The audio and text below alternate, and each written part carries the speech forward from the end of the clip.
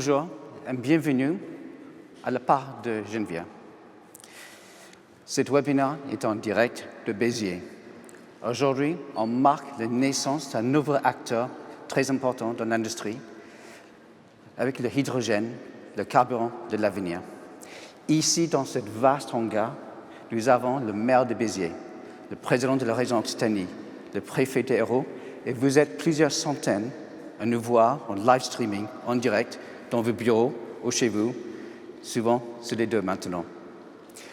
Pendant cette émission, tous les acteurs clés de ce projet super innovant vont expliquer comment Genvia est devenue une réalité et pourquoi ici. Mais d'abord, je souhaite inviter Florence Lambert à me rejoindre. Depuis le début de mars, la nouvelle présidente de Genvia.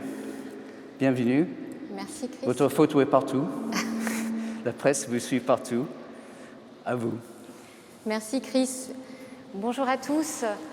En tout cas, pour moi, c'est un vrai bonheur de pouvoir être avec vous, alors soit en présentiel, soit en virtuel. Et je crois que c'est un petit miracle compte tenu du contexte international. Alors, je vous rassure, nous avons, autant pour la préparation que pendant l'émission, vraiment tenu à respecter vraiment toutes les consignes sanitaires.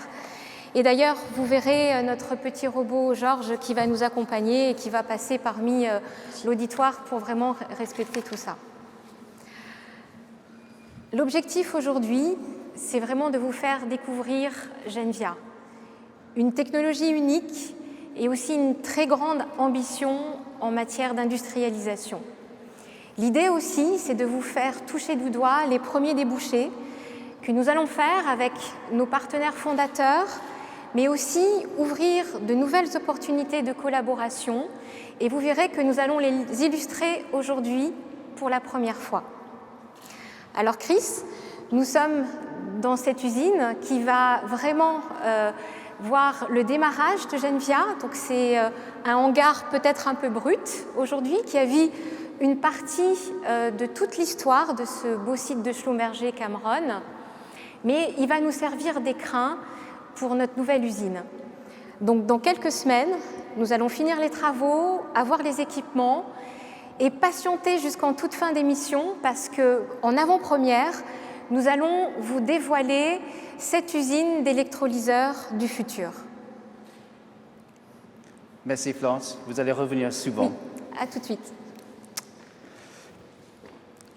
Entre-temps, j'invite le maire de Béziers à me rejoindre ici. L'importance de ce site pour la ville, pour la métropole, est énorme, sachant que Cameron est déjà le plus grand employeur de loin, comme vous m'avez dit il n'y a pas très longtemps. Monsieur le maire, c'est à vous. Merci à vous. Monsieur le préfet de l'Hérault, monsieur le sous-préfet de Béziers, madame la présidente de la région Occitanie, monsieur le président de Schlumberger France, madame la présidente de Genvia, monsieur le directeur de la Cameron, messieurs les représentants de Vinci et de Vicat. J'ai appris tout à l'heure que c'était l'inventeur français du ciment en 1814, je ne le savais pas. Mesdames et messieurs, les équipes de Schlumberger, de Genvia et de la Cameron. La France va passer un cap. La France se lance dans l'aventure. L'aventure, on l'a dit, de l'hydrogène vert, l'énergie infinie, l'énergie de demain. Demain qui a déjà commencé et notamment grâce à vous tous dans notre ville de Béziers. Pour les Biterrois, permettez-moi de vous le dire, surtout dans cette période, c'est une nouvelle formidable, porteuse d'espoir, porteuse d'avenir. Avec la Cameron, avec Genvia, avec le groupe Schlumberger, je dirais que nous retrouvons du souffle et un horizon. Nous retrouvons cette France qui vise toujours plus haut, qui voit toujours plus loin, celle à qui on doit le programme nucléaire, le Concorde, Ariane, Airbus, le TGV, la France de la réussite, la France du progrès, du pays de service que nous étions devenus quelque peu relégués, loin des premiers de la classe. Nous revoilà, grâce à vous, un pays d'industrie. Nous renouons, je dirais, avec l'envie de découvrir. Nous retrouvons la soif de savoir, la volonté de se projeter vers une autre manière de vivre et même de penser. Pour moi, maire de Béziers et président de son agglomération, c'est un moment, je pèse mes mots, fondamental, où tout se joue. Un de ces moments, vous savez, un de ces moments de bascule, où tout devient possible, et même les rêves. Dans la cité de Paul Riquet, dans la cité du créateur des merveilles d'ingénierie que sont les 9 écluses tout près d'ici et les 241 kilomètres du canal du Midi, c'est loin, madame, d'être anodin, comme une sorte de clin d'œil de l'histoire. C'est que Béziers ne manque pas d'atouts. Notre position géographique, notre patrimoine, nos ambitions ont de tout temps attiré les entreprises. C'est la société Fouga qui s'implanta ici même en 1919. Plus de 2000 employés y travaillaient dans la réparation de matériel ferroviaire. Puis en 1935, ce fut Air Fouga et son avion mythique, le Fouga Magister, vous savez, l'avion de la patrouille de France. Et puis bien sûr, la Cameron, installée ici depuis 1958, et maintenant Genvia, installée ici même, toujours sur cette plaine Saint-Pierre. Bref, une longue chaîne humaine de compétences, d'expertise, d'inventivité. Il y a encore quelques années, qui aurait pu imaginer que cela se passe à Béziers, alors déclassé, en pleine traversée du désert? Dans notre cité qui a repris des forces, en pleine renaissance, ce projet arrive au meilleur moment, comme un appel du destin, comme un puissant vent d'optimisme. Et Dieu sait que nous en avons besoin. Je vous avoue que je suis bluffé quand je vois la Cameron prendre un tel virage et à une telle vitesse. Quelle mue impressionnante pour les années à venir. Vous savez, loin des discours défaitistes, loin du French bashing perpétuel, c'est la preuve éclatante que nos propres entreprises sont capables de prendre le large, la preuve rassurante que nous avons en France toutes les ressources scientifiques, financières et industrielles. Et puis-je le dire, madame, la démonstration que la recherche d'État, incarnée ici par le commissariat à l'énergie atomique, et la planification, honnie par certains, présente quelques avantages. Soyons francs, au moment où le prestige de la recherche française a pris un coup très dur avec nos échecs en matière de vaccins, cette mise au point fait du bien. Nous ne sommes pas condamnés à être un pays de seconde zone. De Gaulle, vous vous en souvenez, fustigeait les chercheurs qui, disait-il, cherchent sans trouver. Eh bien voilà, vous en êtes la preuve, voilà des chercheurs qui cherchent et qui trouvent. Je ne suis pas un scientifique, je ne suis pas un industriel, je suis juste un élu du peuple. Et je sais que pour notre peuple biterrois, ce projet est une porte vers autre chose. Rendons-nous compte, au moment où le réchauffement climatique frappe de plus en plus fort, surtout dans notre sud, surtout les plus pauvres, grâce à vous qui avez choisi Béziers, nous allons être un acteur majeur de l'énergie renouvelable. Il est prévu ici la création de plusieurs centaines d'emplois. Et je m'y engage, nous mettrons tout en œuvre, Madame, pour accompagner la réussite de ce projet, comme le fait la région à qui je veux rendre hommage. Vous pourrez compter sur nous tous. Et nous sommes déjà à l'œuvre, avec entre autres notre pépinière d'entreprise dont nous avons confié la présidence à Luc Mas, le directeur général de la Cameron ici à Béziers. Un signe fort que nous avons voulu vous donner. Dans le même temps, nous avons mis en place, et vous en ferez partie, vous me l'avez dit, une agence de développement économique qui va fédérer toutes les bonnes volontés, qui contribuent à développer, à construire, à imaginer les activités économiques de demain, un écosystème qui sera utile, j'en suis sûr, à la réussite de Genvia. Genvia qui aura besoin de compétences, d'hommes et de femmes bien formés, de techniciens et d'ingénieurs du talent, de sous-traitants performants, tout cela avec vous, à vos côtés, nous le préparons. Cette œuvre essentielle, cette fusion des intelligences en faveur du bien commun, nous la réussirons ensemble, au-delà des clivages partisans, et je m'en félicite. Faire en sorte, Madame, Messieurs, que le monde de nos enfants soit meilleur, plus propre, plus responsable, grâce notamment à cette énergie nouvelle, c'est sans doute l'un des plus beaux paris que nous puissions faire. Grâce à vous, nous pourrions bien le réussir. Merci à vous. Merci beaucoup, Monsieur le maire. Vous savez, Genvia est une entreprise occitane. Et ça tombe bien, parce que nous sommes dans une région de l'Occitanie qui investit énormément dans les technologies décarbonées. Et je crois que l'ambition de l'Occitanie est de devenir un leader sur tous les territoires nationaux dans ce qui est l'hydrogène. Et pour ça, j'ai le président de la région qui va m'expliquer un peu plus sur cette ambition. À vous. Bonjour à toutes, bonjour à tous.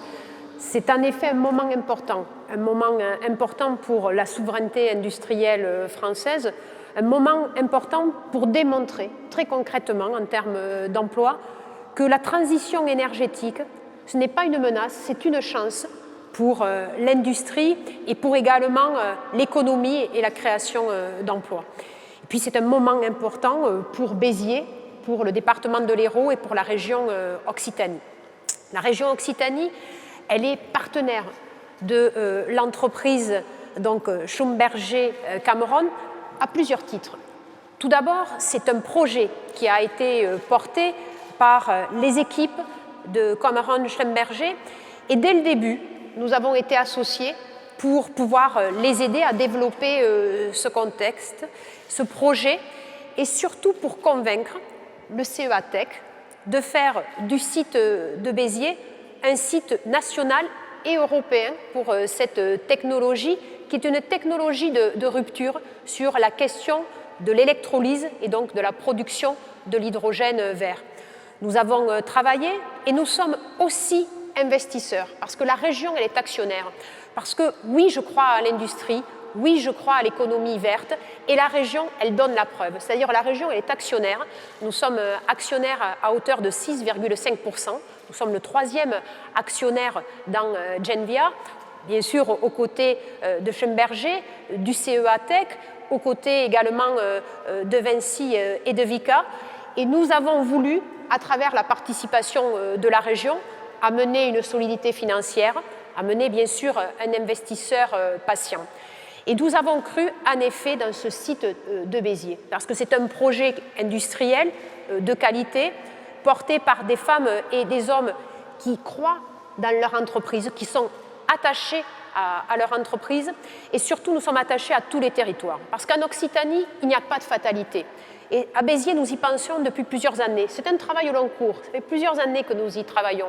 Il n'y a pas de fatalité pour Béziers, comme il n'y a pas de fatalité pour Decazeville ou pour Pamiers. Et donc là, nous avons, la région, une politique volontariste d'épreuve pour donner espoir aux habitants et surtout pour pouvoir créer de l'emploi sur un territoire où le taux de chômage est élevé et la pauvreté aussi est forte. Et puis la question de l'hydrogène. Si le premier Conseil national de l'hydrogène s'est installé ici en Occitanie par Monsieur le ministre de l'Économie, c'est parce que nous avons créé, il y a de ça maintenant plus de 2 ans, tout un écosystème. Tout d'abord, la formation. La formation, c'est essentiel. Et dans le cadre du futur contrat de plan État-région, là aussi, nous serons volontaristes, la région, pour qu'il y ait de l'enseignement initial pour les demandeurs d'emploi, en formation continue sur l'ensemble des territoires. Et dès 2022, nous allons installer un centre de formation spécifique en liaison avec Cameron Schomberger, en liaison avec Genvia, pour pouvoir former à des technologies très pointues, très novatrices, l'ensemble des personnes qui seront recrutées pour cette entreprise. C'est la question de la formation. Nous travaillons dès maintenant avec une opérationnalité en 2022, puisque la production d'électrolyseurs, c'est à partir de juillet 2021, et il faut accompagner la montée en cadence. Mais c'est également la production d'hydrogène vert. Nous avons fait le choix de l'éolien flottant en Occitanie. Nous sommes la première région de France en termes d'éolien flottant. Donc cette électricité verte, produite à partir des éoliennes au large de Port-la-Nouvelle, sera transformée sur Port-la-Nouvelle. Et cet hydrogène vert va pouvoir alimenter 21% des besoins de l'ensemble de la région Occitanie, qui, je le rappelle, c'est 6 millions d'habitants. Et puis également les usages. Les usages, c'est dans le cadre en particulier des transports, mais pas uniquement. D'autres process industriels vont être développés. Je pense par exemple à la question de l'industrie cimentière. Je pense aussi à la filière du bâtiment. Et donc les usages, nous sommes la première région de France à avoir commandé des trains à hydrogène. La première ligne ferroviaire pour des trains à hydrogène, c'est en Occitanie, Montrégeau-Luchon, mais également les bus à hydrogène. La métropole de Montpellier a décidé de développer les bus à hydrogène, ou aussi les premiers cars à hydrogène, c'est-à-dire sur la longue distance. Bien, en France, c'est en Occitanie qui vont pouvoir rouler grâce aussi au savoir-faire d'une entreprise tarnaise. Donc cette filière hydrogène, elle est présente dans son ensemble sur la région Occitanie, et c'est possible parce qu'il y a un vrai partenariat. Moi, je crois beaucoup au volontarisme politique, mais surtout au partenariat public-privé, parce qu'il y a besoin de la capacité d'innovation, d'ingénierie, de réflexion du privé, la souplesse. Mais il y a aussi la nécessité d'avoir un cadre public porté par l'État, Monsieur le préfet y reviendra, mais également vraiment une réactivité de la part des collectivités locales. Et comme chef de file, bien sûr, la région Occitanie, nous sommes en partenariat avec l'ensemble des collectivités. Et puis surtout, nous voulons démontrer que l'industrie dans ce pays a un avenir et que nous savons concilier. Nous rassemblons le privé et le public. Nous savons aussi rassembler et l'écologie et l'emploi. Parce que moi, je crois que la France, elle est forte quand elle est solide sur ses valeurs, quand elle est solide sur ses savoir-faire et surtout quand elle est unie. Quand elle est unie pour le progrès, pour toutes et pour tous, sur tous les territoires, et qu'il y a confiance dans l'avenir et confiance dans le savoir-faire de ces femmes et de ces hommes. Merci beaucoup. Et je sais que vous avez parlé des femmes, mais plus tard, on va vraiment montrer le rôle des femmes dans nos recherches dans cette technologie. Tout à fait. Merci beaucoup, Madame Merci la Présidente. L'importance de l'État est très importante. Il synchronise des projets sur tous les territoires nationaux. En fait, c'est primordial. Et c'est pour ça que nous sommes très contents d'avoir avec nous le préfet de l'Hérault. Bonjour, Monsieur le Préfet. Bonjour à vous toutes et à vous tous, Madame la Présidente de la région Occitanie, Monsieur le Président de l'agglomération maire de Béziers, chers collègues, Messieurs les représentants du monde industriel qui vous êtes déplacés, nous vous saluons. Et puis bien sûr, je salue le président Lambert qui prend ses fonctions aujourd'hui officiellement. Alors tout a été dit. À chaque fois que je dois prendre la parole, il me revient de tenter l'originalité avec tous les risques et périls qui lui convient. Et pour vous accompagner sur les fonds baptismaux de Genvia, cette magnifique aventure, j'ai finalement envie de vous dire 3 choses un peu plus personnelles. Il n'y a pas si longtemps que ça, hélas pour moi, lorsque je faisais mes études en classe préparatoire, le monde de demain, le monde de la science-fiction, un certain nombre de grands succès cinématographiques ou livresques nous accompagnaient sur les énergies de demain, nous accompagnaient à rêver. Et je me disais finalement il y a quelques années que tout ça sera peut-être possible un jour, mais qu'on ne le verrait pas forcément. Aujourd'hui, avec Genvia, au fond, on est au début de cette grande aventure finalement d'une énergie, lorsqu'on arrivera à la décarboner totalement, et nous y sommes ici même chez Cameron, à Béziers, deviendrait notre quotidien. Pouvoir se déplacer avec une molécule aussi présente sur notre belle planète bleue était quelque part un monde de fiction, un monde qui était peut-être à portée de main, mais qui était aussi à portée de rêve. Aujourd'hui, le rêve se concrétise, et comme l'ont indiqué avant moi à la fois Carole Delga et Robert Ménard, au fond, ça se concrétise chez nous, ici en Occitanie, qui est une région qui s'est tournée vers l'avenir, avec des basiques qui étaient ceux de l'industrie d'hier, et j'y reviendrai. Et donc ce rêve, on va le concrétiser tous ensemble, cela a été dit. D'abord sur des fondements de brevets qui ont été développés sur de la recherche d'État. Et l'État est bien dans son rôle aujourd'hui d'accompagnateur et de régulateur.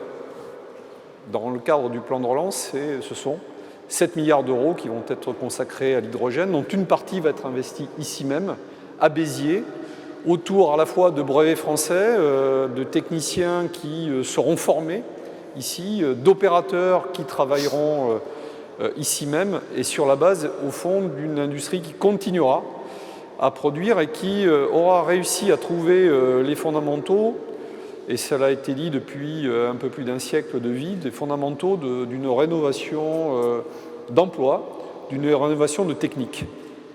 C'est aussi un projet de territoire.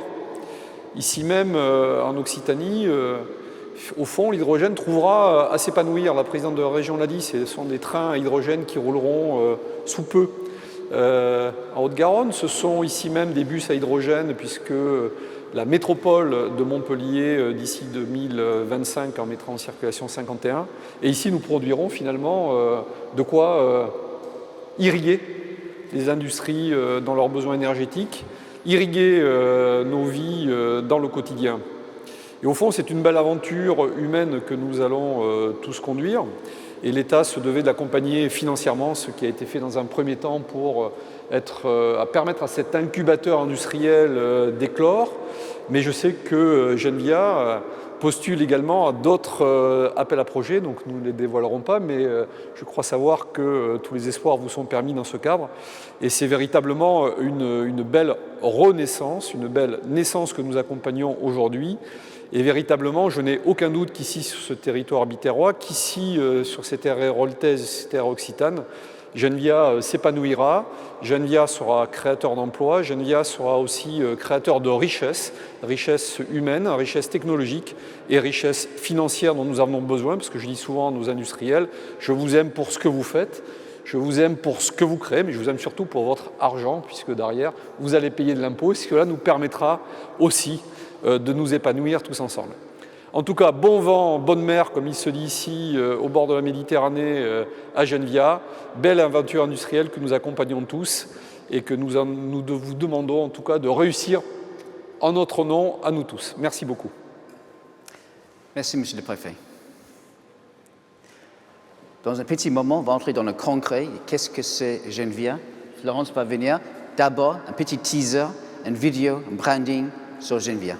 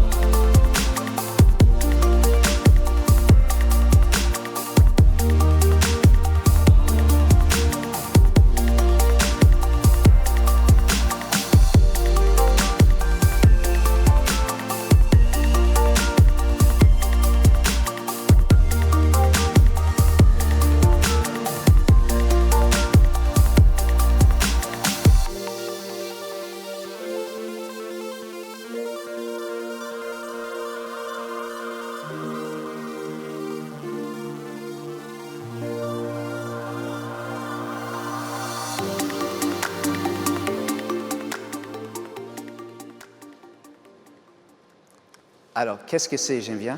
Heureusement, j'ai la réponse ici. C'est Florence qui prend le relais. Merci Chris.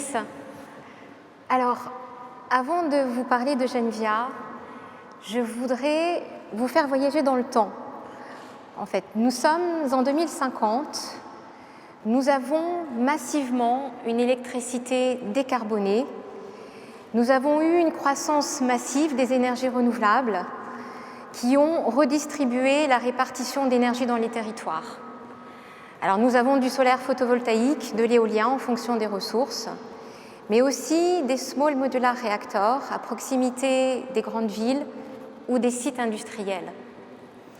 Et proche de ces lieux de production d'électricité décarbonée, nous allons avoir des sites de production de cette molécule d'hydrogène qui va être un vrai outil dans la transition énergétique, qui va permettre d'être vraiment flexible au niveau des réseaux, d'apporter le carburant du futur en complément des batteries et vraiment d'accompagner énormément de choses dans le développement des énergies renouvelables. Nous sommes dans un monde où le domaine des réseaux a rencontré celui des transports au travers de cette molécule d'hydrogène. Nous sommes dans un monde où l'industrie rentre aussi en résonance en utilisant cette molécule d'hydrogène comme outil de décarbonation.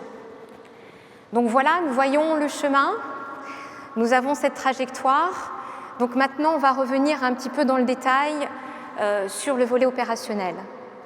L'élément important dans ce contexte est la production à des coûts compétitifs et sans émission de CO2 de cette molécule d'hydrogène. Et c'est justement le cœur de ce projet autour de Genvia qui vise le développement et l'industrialisation d'une technologie haute température. Alors normalement, vous allez avoir derrière moi l'apparition, donc de quoi je parle? Je parle d'un stack, donc c'est ce que vous voyez derrière moi, qui va fonctionner en haute température, qui va être un assemblage de céramique, mais aussi de plaques de métal collectrices de courant. Il n'y a pas de catalyseur, il n'y a pas de dépendance en matériaux critiques. Électrolyser à haute température, c'est tout simplement utiliser, partir de l'eau sous forme de vapeur et de gagner vraiment de très précieux points de rendement qui vont nous permettre vraiment de diminuer les coûts de production de l'hydrogène. C'est aussi, toujours en se plaçant à haute température, apporter de la flexibilité par la réversibilité du système, un des seuls systèmes hydrogène qui permet ça, mais aussi de la versatilité en pouvant s'affranchir de n'importe quelle forme de combustible en mode pile à combustible et fonctionner avec plein de combustibles différents et plein de molécules différentes pourvu qu'on ait de l'hydrogène. Donc vous voyez, ce projet Genvia s'inscrit vraiment dans ce monde de demain qui sera distribué, décarboné, mais qui va avoir besoin de briques solides, de passerelles pour jouer cette flexibilité entre tous les réseaux. Et c'est vraiment ça qu'entend faire la technologie Genvia. Alors, notre projet Genvia s'appuie également sur des fondamentaux très solides. Tout d'abord, la maîtrise d'une technologie issue de la recherche du CEA avec plus de 40 brevets, ce qui nous positionne dans le top mondial vraiment, mais aussi la maîtrise de l'industrialisation de cette technologie avec des coûts économiques vraiment compétitifs et qui va se passer sur ce formidable site de Schlumberger-Cameron à Béziers.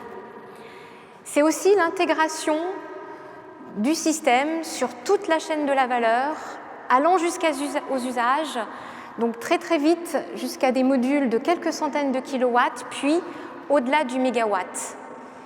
Et en faisant ça, la vocation de Genvia, c'est vraiment d'endosser le costume de chef de file de cette technologie d'électrolyse haute température et d'entraîner tout un écosystème d'industriels. Alors on peut parler du segment des céramiques, le cœur de la technologie. On peut parler aussi du secteur des équipementiers qui sont très importants quand on se projette pour réaliser une usine, mais aussi celui des intégrateurs, que l'on parle de thermique, de fluidique ou d'électronique de puissance. Notre projet Genvia a des atouts qui sont vraiment indiscutables. Tout d'abord, des équipes qui sont fortes, compétentes, engagées, qui ont en commun l'éthique, mais aussi un vrai appétit de ces défis.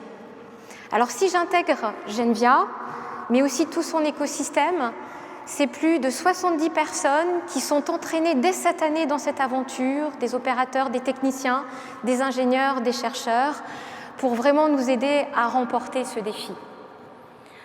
Le second atout de notre projet Genvia est l'accès à des infrastructures qui sont complètement uniques. Tout d'abord, un site d'incubation de l'innovation et de transfert de technologie qui va être immergé dans la recherche technologique grenobloise et qui va avoir accès à l'ensemble de cette innovation, à des plateformes de nano-caractérisation uniques au monde. Ensuite, ça va être un site d'expertise à Schlumberger-Clamart, avec une maîtrise de la fiabilité des systèmes qui va être indispensable, vraiment requise, quand nous allons développer nos premiers systèmes et les déployer chez nos partenaires. Et puis enfin, c'est ici, sur ce site industriel, qui est vraiment modèle dans Schlumberger-Cameron d'un point de vue de la maîtrise de ces méthodes industrielles, qui a vu une part du passé industriel très riche de la France, et puis, comme on est en train de vous le démontrer, qui sait se réinventer au quotidien. Alors, où en sommes-nous sur ce projet ambitieux? Donc, comme vous venez de le découvrir, Genvia est né le 1er mars, après la signature d'un accord majeur entre ses partenaires actionnaires fondateurs. Donc on a cité le CEA via son fonds d'investissement, CEA Investissement. Nous avons le groupe Schlumberger, nous avons la REC, donc les fonds de la région Occitanie, qui est très présente dans le projet, mais nous avons aussi Vicat et Vinci. Alors bien sûr, cet accord est très important pour les fondations de Genvia, mais vous allez voir, ça va nous donner un lien continu avec tous ces acteurs qui vont prendre la parole tour à tour au cours de cette séquence pour vous présenter leur intérêt stratégique d'être à bord de ce projet Genvia. Et puis au-delà de ça, c'est aussi une formidable occasion pour Genvia d'avoir accès à toutes les applications, tous les usages de l'hydrogène que nous allons devoir entreprendre dès le départ, que l'on parle d'énergie renouvelable, que l'on parle d'industrie, de cimenterie par exemple, que l'on parle de stockage souterrain, que l'on parle de mobilité terrestre, voire aérienne. Donc ça va être vraiment important d'embarquer tout le monde sur le long terme dans cette belle aventure. Alors pour terminer, je voudrais de nouveau vous replonger dans ce futur, en 2050, en vous disant que je pense que nous aurons fait une partie de cette révolution autour de l'énergie, qui aura peut-être entraîné d'ailleurs de redessiner nos territoires, puisqu'en fait cette transition énergétique redonne le pouvoir aux territoires. Et je vous propose vraiment de faire le pari que Genvia aura non seulement réussi sa progression, mais sera rentré vraiment en tant qu'acteur industriel mondial de l'hydrogène. Alors, on redescend un petit peu sur Terre aussi, et nous sommes complètement engagés dans les semaines qui viennent pour lancer cette entreprise, pour lancer les premières productions, et ça va être vraiment l'actualité des prochaines semaines. Et pour partager cela, je voulais interroger Ashok Bellani, donc qui est avec nous, mais en direct des États-Unis, donc qui est le président du board, du directoire de Genvia, et qui va nous faire partager sa vision d'industriel, mais aussi celle de découvreur de technologie. Alors Ashok, bonjour. Bonjour, bonjour à tous. Donc nous avons lancé tous les deux, et je m'en souviens, il y a à peu près 18 mois, les premières discussions sur ce projet. Et très très vite, il y a eu la mise en œuvre d'un plan de bataille incroyable du côté de Schlumberger et de Schlumberger-Cameron. Si vous pouvez nous en parler, nous en dire quelques mots. Schlumberger a un historique de collaboration de plus de 40 ans avec le CEA. et rechercher des opportunités de collaboration dans les énergies nouvelles était une démarche des plus logiques, en particulier avec le CEA Lethen, qui est un des plus grands instituts de recherche sur les énergies renouvelables au monde. Et effectivement, l'hydrogène, et notamment sa production, a été un des sujets les plus évidents. À partir de là, une analyse a été menée par nos meilleurs experts et scientifiques pour confirmer le niveau de maturité de la technologie d'électrolyse haute température de CEA, ce qui a été le point de départ de la construction d'une feuille de route ambitieuse couvrant toute la chaîne de la valeur des matériaux, des stacks et aussi maintenant des systèmes. Nous avons dépêché des experts du monde entier pour commencer à former cette équipe commune avec le CA. Et je suis sûr que cette équipe fera la différence. Nous disons souvent en anglais, it's all about the people. Je suis très fier de cette équipe de management rassemblée entre le CA et Schlumberger, dirigée par Florence, et je suis confiant de sa capacité à remporter les défis technologiques et aussi commerciaux. Merci beaucoup Ashok. Et peut-être aussi quelques mots sur la magie de ce partenariat avec tous les actionnaires, puisque vous l'avez vu se constituer.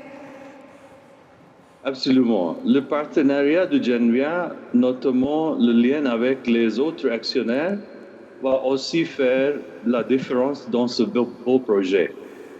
Je voulais profiter de l'occasion pour remercier le CEA, l'AREC, Vinci et Vicat d'être à nos côtés, et c'est ensemble que nous allons aller vers le chemin de succès.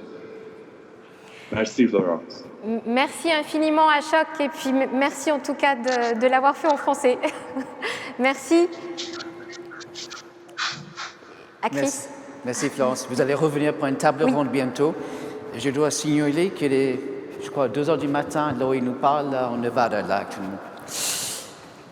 Il faut maintenant qu'on revienne sur l'importance de l'hydrogène dans la transition énergétique, mais avec une vision globale. Et c'est pour ça que j'ai le plaisir d'accueillir de Paris maintenant, en direct, Meshtud Worstover, of the Directorate of Sustainability, Technology and Outlooks at the International Energy Agency, avant le travail de la Commission européenne comme Director of Energy Policy. Et maintenant, c'est à vous, Meshtud. Bienvenue. Merci beaucoup, chers mesdames et messieurs. Je suis ravie de participer à cet événement aujourd'hui, malheureusement pas en personne. Les règles actuelles en France ne me permettent pas de vraiment voyager. Je suis basée à Paris, mais j'ai fait une partie de mes études à Montpellier il y a très longtemps et j'ai vraiment de très bons mémoires et souvenirs de la région d'Occitane, de Béziers, et d'autant plus je suis vraiment ravie d'être là aujourd'hui. L'Agence internationale d'énergie existe depuis 1974. Elle a été créée par la crise pétrolière, mais elle a beaucoup changé. Maintenant, on parle beaucoup du changement climatique, de la transition forte. On couvre toutes les ressources et toutes les technologies. On fait des scénarios, des recommandations à nos membres. Et les membres fondateurs, c'est les États-Unis, la France, l'Allemagne. Et on travaille de plus en plus également avec la Chine, l'Inde, l'Asie. C'est-à-dire, on est devenu une agence vraiment globale. Et maintenant, pour voir un peu où on voit la transition énergétique, le rôle d'hydrogène actuellement, depuis 2015 et l'accord de Paris, on voit une accélération, ce qu'on appelle des stratégies net zero, c'est-à-dire des stratégies en neutre en carbone, que de plus en plus ça se manifeste.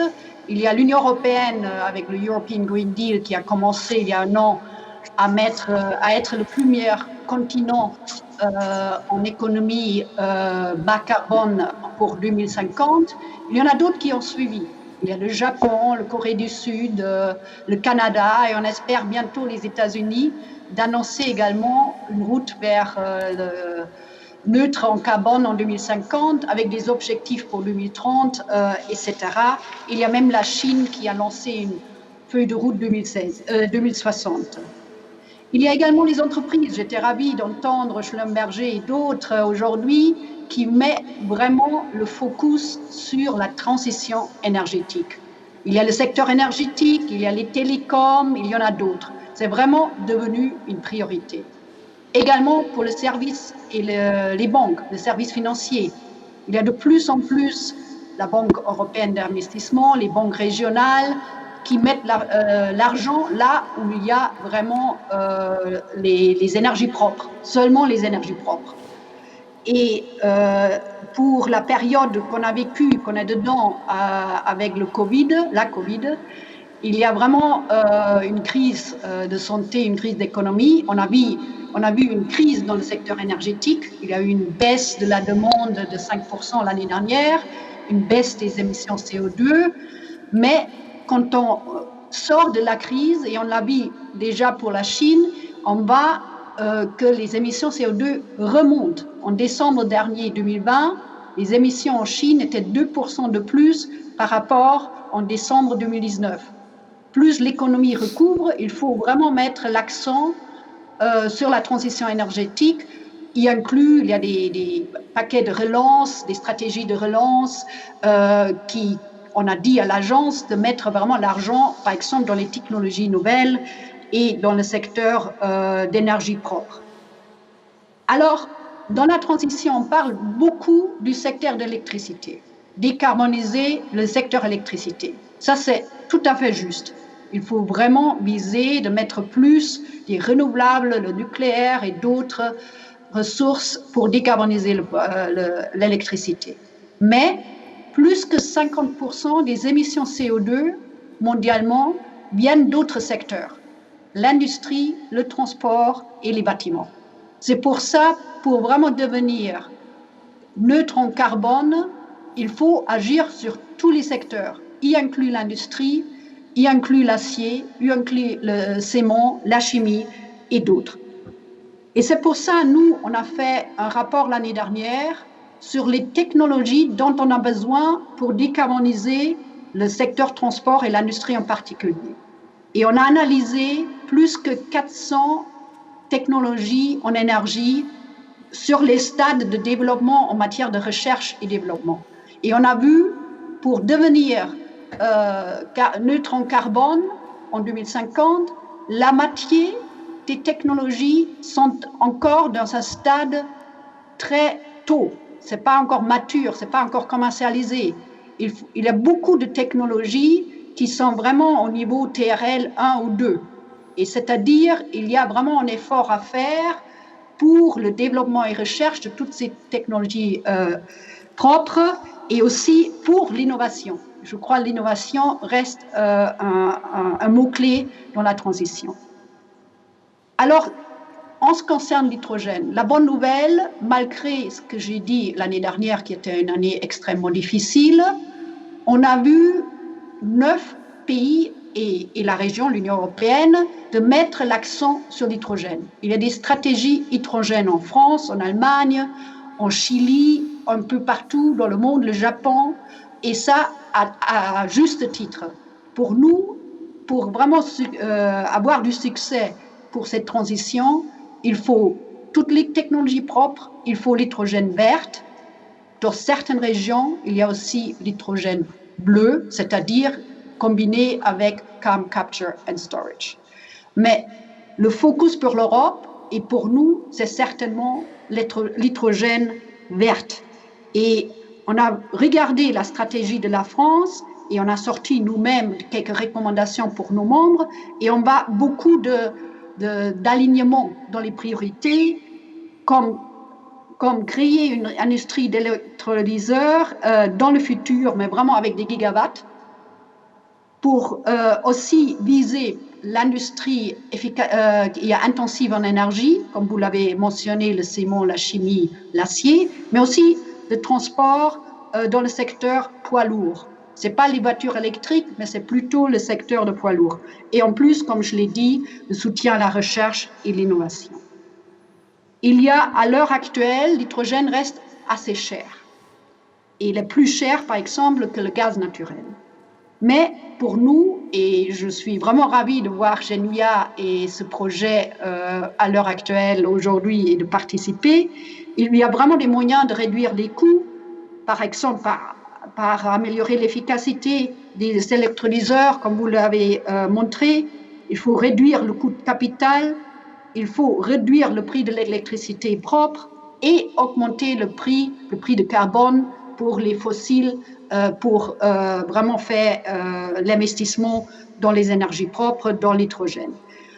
Pour conclure mon petit exposé, c'est vraiment un très bon moment pour l'hydrogène. On en parle depuis 40 ans, on a vu il y a 20 ans, mais on voit vraiment avec la transition énergétique, les développements des technologies, il faut augmenter les électrolyseurs pour avoir une économie d'échelle, pour baisser les coûts, et un projet régional de Genvia avec le consortium Schlumberger, CEA et d'autres, c'est vraiment un modèle à suivre pour vraiment pousser la transition écologique.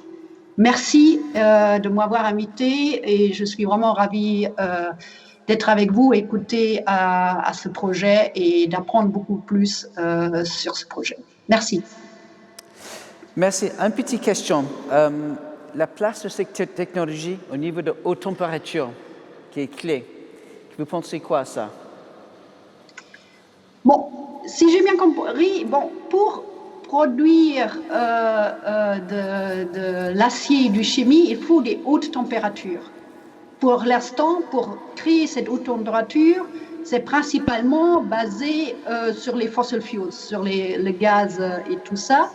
Mais la seule technologie qui est connue actuellement, c'est vraiment faire la température haute avec de la biomasse ou de l'hydrogène. Et là, pour nous, l'hydrogène peut jouer un rôle clé. Deuxièmement, je crois que votre question était aussi sur les électrolyseurs à haute température. Pour nous, comme c'était expliqué, c'est vraiment une technologie à développer. Il y en a d'autres, mais il y a beaucoup d'avantages dans cette nouvelle technologie. Il y a eu un progrès énorme et on voit vraiment l'avantage, l'atout de la flexibilité et de la réversibilité qui est possible avec cette technologie et la haute température. Merci beaucoup, Mestil, pour votre discours. Je suis sûr qu'on va continuer à parler avec vous dans l'avenir. Maintenant, on va tourner vers les partenaires fondateurs de Genvia, c'est-à-dire le CEA, acteur majeur de la recherche français dans les domaines des énergies, et Schlumberger, leader mondial pour la fourniture de services pour l'industrie du pétrole et du gaz. Et, par la magie des technologies, ils sont tous les deux là. Bonjour. Donc, sur la gauche, il y a François Jacques, administrateur général de la CEA depuis Paris. Et je crois que c'est très tôt dans le matin à Houston où j'ai le plaisir de recevoir Olivier Lepouche, le CEO de Schlumberger. Bonjour tous les deux. Bonjour. Première question, c'est pour François Jacques. Alors, comme on vient d'entendre, on parle de l'hydrogène depuis très longtemps. Je crois que le CEA a travaillé sur l'hydrogène pour presque un demi-siècle. Oui, bonjour à toutes et à tous. Je suis vraiment très heureux d'être parmi vous aujourd'hui pour ce moment important. Désolé de l'être depuis Paris, mais ça a été dit, les contraintes sanitaires ne permettent pas mieux. Alors, c'est vrai, le CEA, c'est un organisme de recherche, mais c'est un organisme de recherche un petit peu particulier, au sens où il a toujours voulu aller vers le déploiement, vers l'industrie, vers le déploiement de ces technologies. Et dans ce cadre-là, la mission qui lui a été confiée, et ce que le gouvernement lui demande, ce que l'État lui demande, c'est vraiment d'être son bras armé en matière de transition énergétique pour essayer de développer une vision intégrée de l'énergie. Alors, il y a un socle historique du CEA qui a été le nucléaire, qui a été l'atome, qui est donc déjà d'une certaine façon les technologies décarbonées et la manière de décarboner les choses. Et puis, petit à petit, le champ d'activité du CEA s'est étendu de manière à avoir justement cette vision d'ensemble, si ce n'est de toutes, mais enfin, en tout cas, une très large vision de l'ensemble des technologies qui peuvent permettre de décarboner le monde énergétique. Alors, dans ce cadre-là, je veux dire, l'hydrogène est arrivé assez naturellement. Il est arrivé sous diverses formes. Il est arrivé d'abord parce qu'il y a eu très tôt la réflexion sur la capacité de produire de l'hydrogène à partir des surplus d'énergie nucléaire. Mais il y a eu aussi toute la recherche du CEA sur la production d'hydrogène, sur les effets de l'hydrogène, sur les effets des hydrogènes sur les matériaux, qui ont été aussi une motivation pour aller travailler là-dessus. Finalement, ça nous a fait converger vers cette technologie qu'on évoquait, qui est celle de l'électrolyse haute température, alors qui est une technologie qu'on travaille depuis des années. C'est d'ailleurs un point sur lequel je voudrais insister, c'est que dans ces affaires, il faut à la fois combiner la constance et la rapidité. La constance, parce que je pense qu'il y a 15 ans, quand on développait l'électrolyse haute température au CEA, peut-être parfois faisait-on sourire, peut-être disait-on qu'on voyait trop loin dans le temps, mais au moment où les choses se cristallisent, et je crois qu'on est à un moment de cristallisation, alors à ce moment-là, il faut aller très vite. Et je crois que c'est cette combinaison de la constance et de la rapidité qui doit aussi caractériser un organisme comme le nôtre. Alors l'hydrogène, évidemment, on l'a vu très tôt, c'est à la fois une manière de décarboner un certain nombre d'usages, mais aussi un outil de flexibilité pour le système électrique. Et c'est bien dans cette perspective-là qu'on essaye de travailler. Je voudrais peut-être ajouter deux, trois petites remarques là aussi qui montrent comment ça s'insère dans l'objectif du CEA. La première chose, c'est que ce n'est pas une affaire d'une énergie contre une autre. Quand il s'agit, par exemple, de comprendre comment fonctionnent les stacks, les cellules qu'évoquait Florence Lambert tout à l'heure, de les modéliser, on est très content et très heureux de pouvoir mobiliser des compétences qui viennent du secteur nucléaire, c'est-à-dire des gens qui sont capables de faire de la simulation fine de la manière dont se comporte chacun des éléments du système. Je crois que ça, c'est extrêmement important. D'autre part, ce n'est pas un sujet figé. Et je crois que dans le cadre du plan de relance, le gouvernement a une volonté très forte sur l'hydrogène. Il a confié au CNRS, autre grand acteur de recherche, et au CEA, un programme prioritaire de recherche qui doit aussi nous permettre de travailler la génération d'après. Donc vous voyez, ça s'insère dans une dynamique. Et puis enfin, je pense que, je rebondis sur ce que disait la présidente de la région, nous avons développé, CEA, ce que nous appelons des plateformes régionales de transfert des technologies, des PRTT. Donc nous en avons une à Toulouse qu'on a eu le plaisir d'inaugurer avec Carole Delga il y a quelques temps. Et je crois que le fait d'être aujourd'hui à Béziers est aussi cette combinaison entre de la technologie, du futur, du grand futur à imaginer, mais aussi très très concrètement le déploiement de technologies et dans des partenariats avec les acteurs locaux. Merci. Olivier Le Peuch, c'est évident que l'hydrogène, avant, ce n'était pas votre core métier, hein? It's not your business core until now. Mais maintenant, l'hydrogène va jouer un rôle. Parlez-moi de ça. Et vous pouvez mettre votre micro.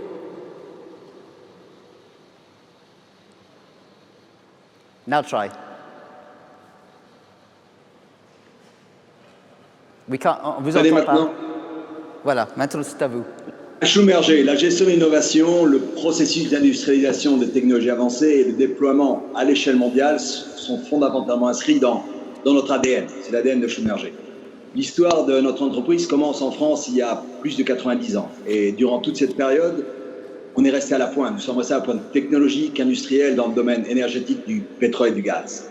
La technologie, c'est la valeur clé de notre compagnie et l'énergie, c'est notre domaine de compétences. Donc, aujourd'hui, notre ambition est d'utiliser cet ADN et de jouer un rôle de premier plan dans la transition énergétique. Nous avons formé, il y a un peu moins d'un an, Schlumberger New Energy pour justement adresser les grands défis de la transition énergétique. Avec New Energy, nous développons 4 principaux piliers d'activité. L'hydrogène, la séquestration du carbone, ensuite la géoénergie, la géothermie, et finalement l'extraction du lithium. Dans ce cadre, Genvia fait partie de notre première priorité. C'est fait partie intégrale de de ce qu'on développe dans la décarbonisation des systèmes énergétiques et rassemble en effet les autres acteurs majeurs de la chaîne de valeur de l'hydrogène. Moi-même, j'ai eu la chance de démarrer ma carrière, si vous voulez, en France, à Clamart, dans la région parisienne. J'ai eu la chance de collaborer à l'époque en tant que jeune ingénieur avec les grandes entreprises du secteur et aussi des instituts de recherche, et en particulier le CEA. Et j'ai apprécié les efforts de collaboration et le pouvoir d'innovation qu'on pouvait réaliser en créant des partenariats du type de ce qu'on est en train de créer avec Genvia. Donc, je suis tout à fait enthousiaste à l'idée de perpétuer notre héritage d'innovation et d'industrialisation, si vous voulez, en France. François-Jacques, comment est née l'idée de votre collaboration justement avec Schlumberger? Je crois que c'est assez révélateur aussi du rôle du CEA et de la manière dont il le conçoit. Bon. On a cette technologie dont on est convaincu qu'elle a un potentiel très fort pour la production d'hydrogène. Maintenant, ce qu'on veut, c'est pas simplement d'avoir une technologie sur étagère, c'est pas simplement d'avoir 40 brevets, on veut que ça se traduise dans des choses concrètes. Il faut que ça produise et il faut que ça débouche. Et je crois qu'on veut cette filière française de l'hydrogène avec de la production d'électrolyseurs. Alors après, c'est là où je crois que le CEA a une conception de son rôle qui est assez large, c'est-à-dire il faut que ceci advienne. Et ça ne suffit pas de faire de l'excellente recherche, ça ne suffit pas d'avoir les meilleurs résultats, il faut aussi créer les conditions d'émergence et du coup trouver des partenaires, parce que nous avons des talents, et ô combien chez nos chercheurs, chez nos ingénieurs. En même temps, la professionnalisation de l'industrialisation, la capacité à saisir les marchés, la capacité à être très réactif, très innovant, ce sont des partenaires industriels dont on a besoin. Donc ce qu'on s'est dit, c'est que notre travail ne s'arrêtait pas à avoir trouvé la technologie, mais aussi à construire les conditions d'un écosystème industriel autour de nous. Alors, une fois qu'on a dit ça, qui est le principe, après, il y a le hasard, il y a les circonstances, alors parfois des circonstances créées. Comme le disait Olivier, finalement, il y a des collaborations de longue date entre Schlumberger et le CEA sur d'autres sujets, ce qui nous a permis, je crois, de nous apprivoiser, de nous connaître, je pense de nous apprécier, et on a l'occasion d'échanger régulièrement. Et du coup, entre, j'allais dire, le tournant stratégique qu'indiquait Olivier pour Schlumberger, et puis nous, nos intérêts, il y a eu alignement, quoi. Et c'est pas un miracle, mais je veux dire, c'est vrai que quand il y a des forces de contexte extérieur qui sont aussi importantes, je crois que c'est comme ça que se fait la rencontre entre deux volontés, et aujourd'hui, on a une volonté commune de créer cette filière hydrogène. Merci. Et à vous, Olivier, parlez-moi aussi de ce partenariat. On a, comme l'a dit François, Schlumberger a collaboré en effet avec succès pendant plus de 40 ans avec le CEA. Et c'est un organisme reconnu pour son excellence dans la recherche, le développement et l'innovation. Et en fait, comme le disait François, on va s'appuyer sur cette expérience commune. On va en faire un des ressorts du succès de Genvia. Et dans ce cadre, je voudrais aussi saluer le rôle essentiel qu'ont joué Ashok, Mélanie qu'on a entendu, et François-Jacques. Sans eux, la transformation d'une vision commune en un partenariat unique en Genvia n'aurait pas existé. Donc, si on reprend les fondamentaux, l'hydrogène décarboné est en passe de devenir une composante essentielle de la transition énergétique. Et la France en a fait un des piliers de son plan de relance économique et industrielle.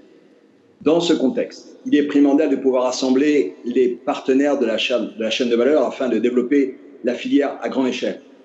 Et c'est ce que nous faisons avec le CEA, la région Occitanie, Vicat et Vinci Construction, en créant un partenariat tout à fait unique et pionnier. C'est unique en effet. Cet aspect pionnier du partenariat réside dans la complémentarité d'acteurs d'envergure, créant ainsi un écosystème unique alliant les secteurs publics et privés dans les domaines de la recherche, de l'ingénierie, de la production et des applications d'usage énergétique. Donc pour le succès, je pense, de la filière française hydrogène, ce qui est essentiel, c'est de combiner au sein d'une même structure l'accès à la recherche qu'on obtient avec le CEA, les compétences de développement et de production de la technologie qu'on obtient en combinant le CEA et Schlumberger, et l'expertise d'usage en application industrielle et commerciale, ce qu'apportent essentiellement Vicat et Vinci Construction. Ce que Schlumberger apporte en plus dans ce partenariat, c'est son large éventail large éventail de métiers dans le domaine de l'ingénierie et notre capacité d'industrialisation et de production d'équipements critiques de haute technicité. On a fait ça pendant 90 ans, en France et ailleurs.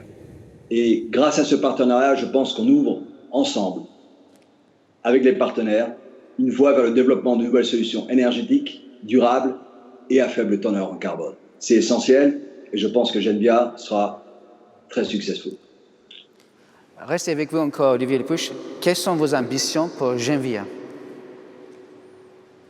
Comme on vient de l'évoquer, Genvia, c'est une start-up qui a tous les atouts pour réussir, avec Florence Lambert et son équipe, très talenteuse, des partenaires ambitieux autour de nous et une feuille de route clairement établie pour le succès à long terme.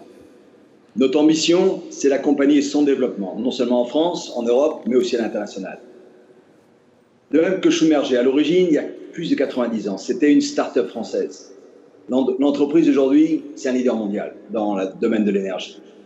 Ce qu'on espère, c'est que Genvia deviendra un acteur incontournable à l'échelle internationale pour la production d'hydrogène décarboné avec les électrolyseurs. Dans ce cadre, on va mettre à disposition de Genvia nos meilleures ressources, nos meilleures compétences, notre support à l'international. Et nous allons réindustrialiser un site de production historique en France. Je sais que pour cela, nous pourrons compter sur l'équipe de Béziers. Je les connais très bien. C'est une équipe très engagée, qui sait se réinventer, qui, avec le support de la région et de l'agglomération, va insuffler un nouvel élan industriel et décarboné en Occitanie. Il ne faut pas oublier qu'au-delà de notre savoir-faire industriel, ce sont les hommes, les femmes de Schlumberger et des partenaires fondateurs qui feront le succès de cette extraordinaire aventure qu'est Genvia. Je souhaite bonne chance à tous. François-Jacques, le travail à la CEA sur l'hydrogène va continuer et vous allez continuer à être tout près de Genvia pour l'avenir. Oui, bien sûr. Hein, comme Olivier l'indiquait, il y a beaucoup de bonnes fées qui se sont penchées sur le berceau de Genvia. Il y a Schlumberger, il y a le CEA, il y a la région, il y a Vicat, il y a l'État. Enfin bon, je ne vais pas tous les nommer. Donc, on va essayer de continuer à jouer la bonne fée. C'est-à-dire que quand on a comme je le disais, des rapports avec l'industrie, on essaye de faire en sorte que ça ne soit pas simplement quelque chose qui est pris sur étagère, qui est donné à l'industrie. On essaye de maintenir et de développer dans la durée un rapport étroit. Donc, ce qui veut dire que aujourd'hui, on marque une étape importante pour Genvia, mais tout n'est pas acquis. Il faut qu'on fasse baisser le prix de production d'hydrogène, il faut qu'on soit sûr qu'on a des process industriels aussi robustes que possible. Et tout ça, ça se travaille, et ça se travaille, j'allais dire, main dans la main entre les équipes de production et entre les équipes de recherche. Donc on aura à la fois des équipes du CEA qui iront vers Genvia, qu'évoquait Olivier. On aura des équipes qui continueront à faire de la recherche à Grenoble, l'endroit historique où cette recherche a commencé au CEA. Et puis, on aura un centre de transfert de technologie qui sera commun entre Genvia et le CEA et qui fera justement le lien entre ces équipes de recherche, la production industrielle. Et je crois que vraiment, grâce à tous ces efforts fédérés, on devrait réussir à amener à maturité complète la technologie et à réussir finalement cette industrialisation, cette réponse à ce plan hydrogène que l'État a voulu dans le cadre du plan de relance français, où je crois les ambitions sont extrêmement fortes. Et puis, n'oublions pas que tout ça, c'est l'industrialisation de la technologie de maintenant, mais qu'on a aussi, je crois, le devoir de regarder les générations suivantes d'électrolyseurs, de continuer à améliorer les choses. Et c'est pour ça, comme je le disais, qu'il y a en plus des programmes prioritaires de recherche, là encore voulus par l'État, et en partenariat entre les meilleurs acteurs de la recherche française, le CEA, bien sûr, mais en partenariat étroit avec le CNRS. Donc oui, on est très fiers de Genvia. Je crois qu'on peut le dire. On est fiers que cette aventure se mette en place. Donc on fera tout pour qu'elle réussisse et on fera tout pour pouvoir l'accompagner au mieux. François-Jacques, Olivier Lepouche, merci tous les deux pour votre moment ce matin. Merci à vous. Bonne chance à tous. Vous savez, pour arriver à ce moment d'aujourd'hui, le CEA a travaillé pendant 15 ans et sur 40 brevets.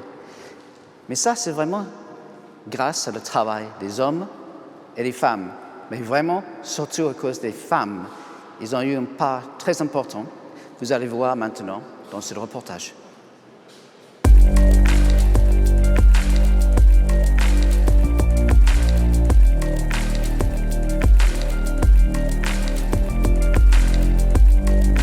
l'atelier pilote de l'activité hydrogène du CEA de Grenoble. Je vais vous accompagner pour la visite du laboratoire. Nous commençons par l'atelier qui a été équipé il y a 2 ans avec de nouveaux matériels grâce au financement de la région Auvergne-Rhône-Alpes.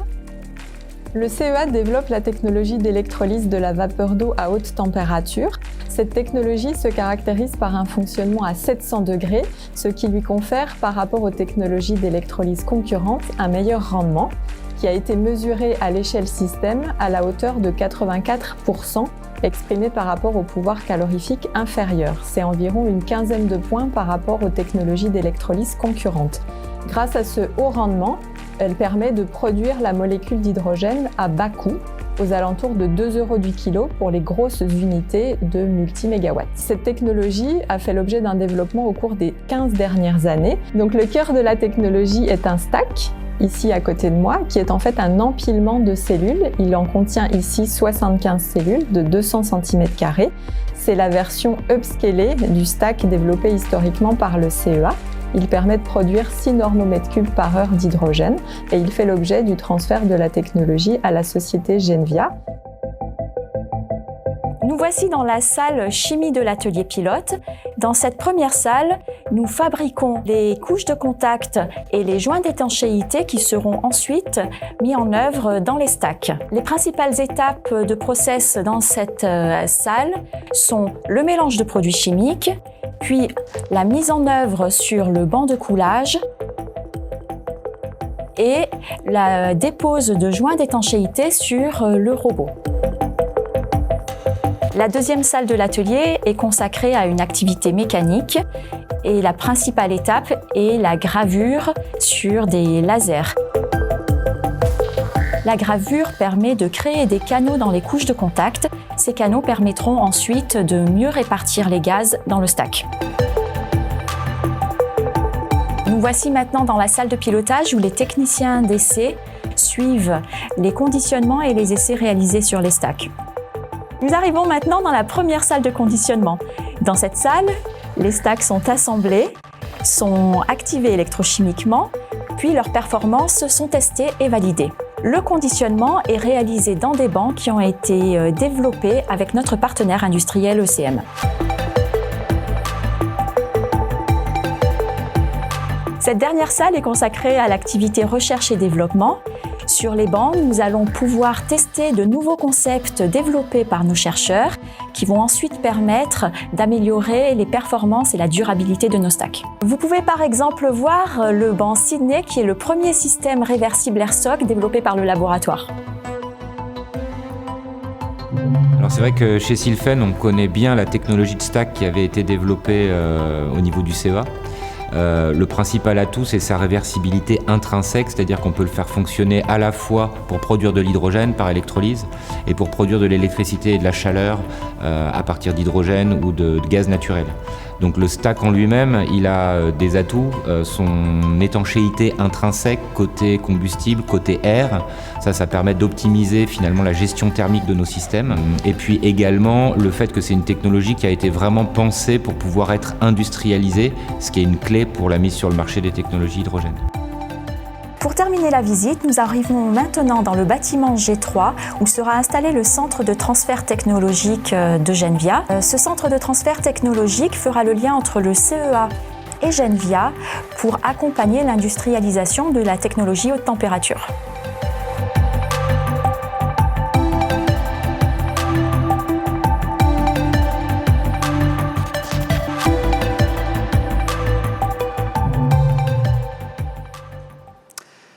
On a entendu le maire de Béziers et le président de la région dire que c'était une vraie chance d'avoir Genvia ici, avec son siège à Béziers. Avec moi, c'est Luc Mas, qui connaît mieux que tout le monde cette usine. Vous êtes directeur depuis 8 ans. Allez, expliquez-moi pourquoi Béziers a-t-il choisi. Pourquoi Béziers? En fait, je pourrais passer des heures pour vous répondre. Mais aujourd'hui, je vais laisser la parole à mes collègues qui vous l'expliqueront beaucoup mieux eux-mêmes, tout simplement parce que tout ce qui se passe aujourd'hui, c'est grâce à eux. Preuve par l'image.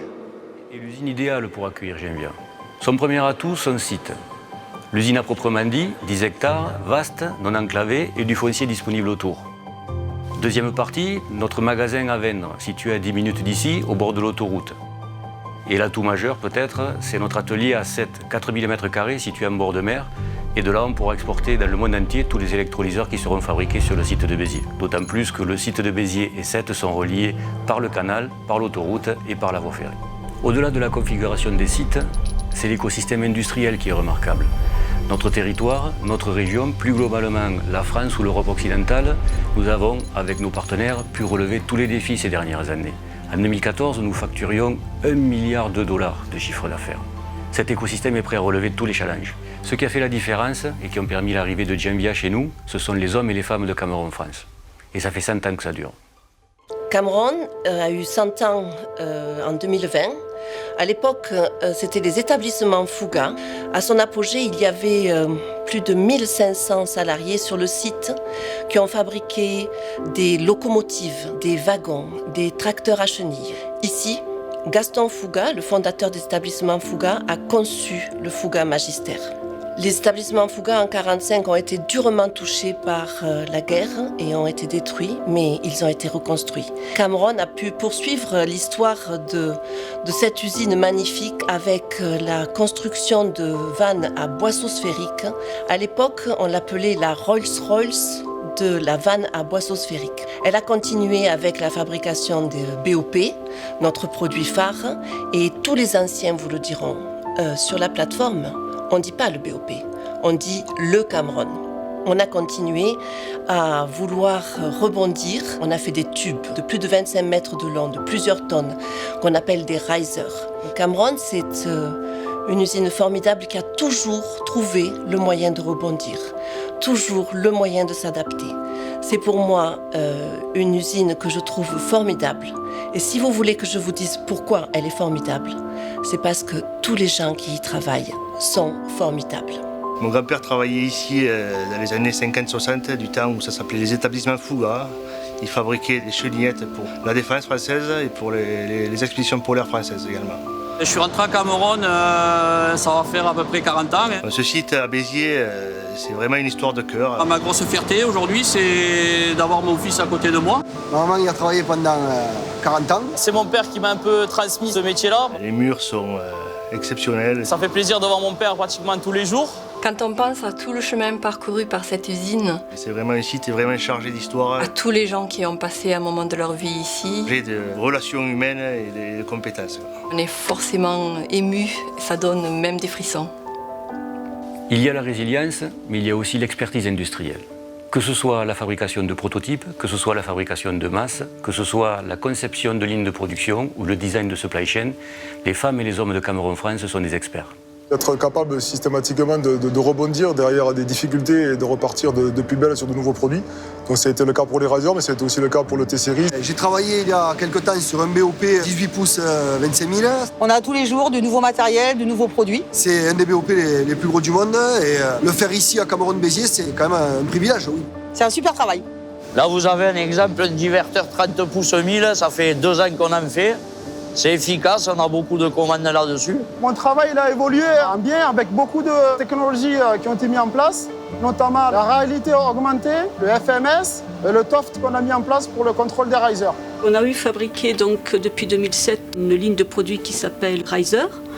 En 10 ans, on a pu en fabriquer plus de 6500. On est une équipe qui travaille sur des produits pour garantir la sécurité des personnes qui les utilisent sur les plateformes pétrolières. On a poussé un peu plus l'expertise de nos produits, aussi bien sur des tests en température, qui peuvent monter à plus de 177 degrés, comme des tests en négatif, où on est descendu à moins 18 pour qualifier le matériel. Dans ce bâtiment de 100 ans, vous verrez ici des installations comme cette salle d'ébaburage, avec la présence de ce robot Fanuc qui est toute dernière génération. Vous allez rencontrer d'autres équipements qui dialoguent entre eux, c'est le 4.0. Et tout ça, ce sont des choses qui, je dirais, n'existaient pas il y a 30 ans et qui deviennent possibles au quotidien régulièrement parce que les gens ont envie de faire bouger les choses et ont envie de faire que cette entreprise existe encore aujourd'hui. On est capable de faire tout ici et l'avenir nous le montrera. La force de notre collectif, c'est surtout l'engagement de nos collaborateurs. Dans les moments difficiles, j'ai fait un peu de tests, un peu de montage. un peu de travaux de peinture, de sablage. Une entreprise aussi grande, mondialement connue, c'est super de travailler ici, oui. J'ai une équipe qui est super motivée, ils sont toujours présents, on peut leur demander quoi que ce soit, ils sont là, ils sont à 100% de travail. C'est formidable de travailler avec eux et me le rendent très bien tous les jours. Moi, mon but, c'est vraiment de progresser, de faire évoluer l'entreprise. On est les rois de l'amélioration continue. On travaille avec les gens pour améliorer leurs process. On veut toujours avoir un coup d'avance. Notre truc, c'est proposer des idées. Aussi, nous partageons toutes nos best practices avec toutes les usines du groupe. Le fait de faire participer chaque compagnon à des décisions de son quotidien, du quotidien du groupe, du quotidien du secteur dans lequel il travaille, et ça c'est hyper important parce que du coup tout le monde se sent engagé dans toutes les évolutions qui peuvent exister. Je me sens comme chez moi. Nous relevons tous les challenges. Je suis comme en famille. Ça permet aussi de connaître les gens qui vous apprennent beaucoup dans la vie et professionnellement. Tout le monde prend soin des gens, les uns des autres.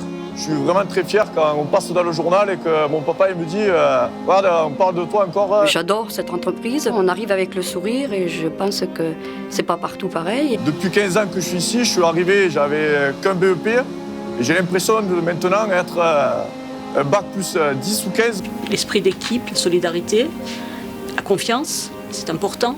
Donc voilà, on a plaisir à venir travailler le matin. C'est une famille et j'ai envie d'aller loin avec l'entreprise pour espérer partir à la retraite, avoir travaillé toute ma vie ici.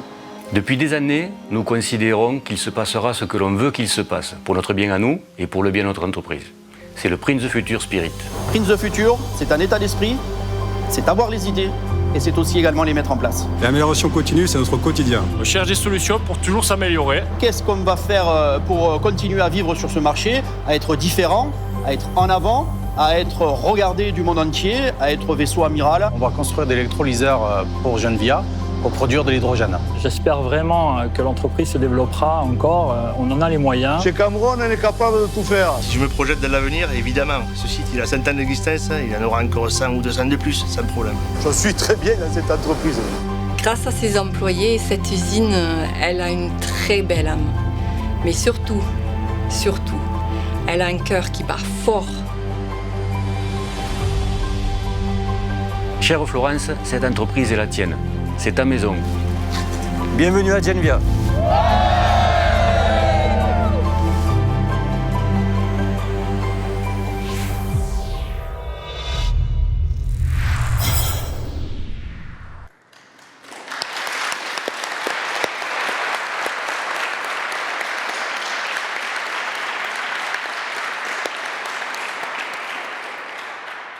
Je pense qu'on est tous d'accord que c'était une super vidéo. Maintenant, on tourne à notre premier round-table, le round-table, le thème hydrogène et les liens avec les territoires. Et pour ça, j'ai trois invités. J'ai Jean-Marc Boucher, président de KR, et comme ils vivent à Béziers, je pense qu'on va parler de la ville à un moment ou à un autre. On a aussi le PDG de Schönberg France, Olivier Perret.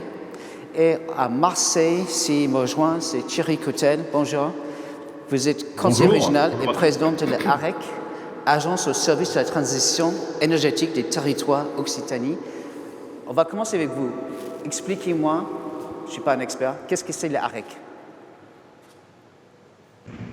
Vous m'entendez? Je ne vous ai pas entendu, excusez-moi. Parlez-nous de qu'est-ce que c'est l'AREC. Ah, l'Agence régionale de l'énergie et du climat. Donc l'Agence régionale de l'énergie et du climat est une agence qui dépend donc de la région Occitanie, dont les actionnaires sont principalement la région Occitanie, mais pas que. Nous avons aussi des partenaires financiers, banquiers, mais également aussi dans notre structure dite SPL, des collectivités territoriales qui nous accompagnent aussi. L'idée était de créer une structure permettant à la région de pouvoir répondre facilement et de remettre en lien les différents acteurs de la transition énergétique de l'ensemble du territoire de la région Occitanie et de permettre d'accompagner notre stratégie de région à énergie positive, puisque vous savez que Carole Delga a mis la barre assez haut en termes d'ambition, puisque nous souhaitons devenir la première région à énergie positive à l'horizon 2050, ce qui nous oblige évidemment à démultiplier notre production d'énergie renouvelable, mais également aussi à réduire nos consommations d'une manière consommation carbonée, énergétique carbonée d'une manière assez importante. Donc nous avons en début de mandat effectué une grande étude avec beaucoup de partenaires de façon à pouvoir quantifier très précisément ce que nous devions faire, c'est-à-dire multiplier par 3 cette production d'énergie renouvelable tout en divisant par 2 nos consommations énergétiques globales. Voilà ce qu'est la REC. Donc c'est un outil qui permet en fait d'accompagner cette transition. Nous le faisons non seulement auprès des collectivités territoriales qui veulent bien nous faire confiance pour qu'on les accompagne sur leur stratégie territoriale de transition énergétique, non seulement du diagnostic sur leur territoire, mais jusqu'aux solutions de financement et aux solutions aussi de réalisation d'actions de transition énergétique, comme par exemple la production d'énergie renouvelable sur leur territoire, adaptée évidemment à leur territoire, mais également aussi dans les baisses de consommation, que ce soit sur la mobilité, ou que ce soit sur les questions de transport, ou sur les questions de baisse de consommation énergétique des bâtiments, qui sont une source de consommation très importante. Voilà donc ce qu'est la REC. On va revenir à ça justement bientôt. Je tourne vers vous, Olivier. Geneviève, c'est une start-up. Schlumberger était une start-up il y a 100 ans, et ça va bientôt fêter 100 ans. Et je pense qu'on peut dire que les entreprises qui réussissent sont ceux qui font leur transformation quand les choses vont bien, pas quand les choses vont mal. Et vous êtes en train de faire votre transition. Oui, alors, on aurait pu, en ayant presque 100 ans, se reposer un peu sur nos lauriers. Mais vous l'aurez remarqué, ce n'est pas le genre de la maison. Et donc, il y a quelque temps, avec mes équipes, on s'est dit, qu'est-ce qui va faire qu'un grand industriel international comme Schlumberger investisse encore plus en France? Et là, vous l'aurez compris aujourd'hui déjà, une partie, c'est notre ADN, c'est la techno, c'est la science. Et juste vous donner une petite anecdote, quand la compagnie, donc Schlumberger, est née en France en 1926, on va fêter notre centenaire très bientôt. Elle a été créée par 2 ingénieurs français et leur père leur a donné un peu d'argent au début pour démarrer la start-up. C'était le business angel de l'époque. Et il leur a dit, voilà, je vous donne cet argent, c'est la science qui prime avant la réussite économique. Et donc, c'est resté dans notre ADN, même si les frères, heureusement, ont désobéi à leur père, et la réussite économique est là aussi. Donc, d'abord et avant tout, c'est la techno. Et après, le digital, évidemment, vous allez voir pour certains d'entre vous, et la robotique, on verra ça tout à l'heure, on va inaugurer également ici un énorme robot, enfin, toute une installation de robots. Mais ça, je dirais, c'est presque business as usual. Il y a 2 éléments qui sont totalement clés pour se réinventer un peu ici et réinventer Schlumberger en France. Le premier, c'est le partenariat. Vous aurez remarqué aujourd'hui la diversité des partenaires, publics, privés, des plus grands, des plus petits. Et ça, les start-up, on est très, monsieur le maire disait tout à l'heure, InnovoSud, on est très impliqué dans les incubateurs, ici ou là. Et cette ouverture, qui n'était pas complètement naturelle chez nous, jusqu'à présent, on était bien cachés un peu, on était bien un peu recroquevillés sur nous-mêmes, on avait besoin de personnes, et bien ça, on change radicalement, et on veut s'ouvrir à tous nos partenaires. On voudrait même devenir, quelque part, le partenaire idéal pour tout l'écosystème autour de nous. Puis évidemment, le dernier élément, c'est les nouvelles énergies.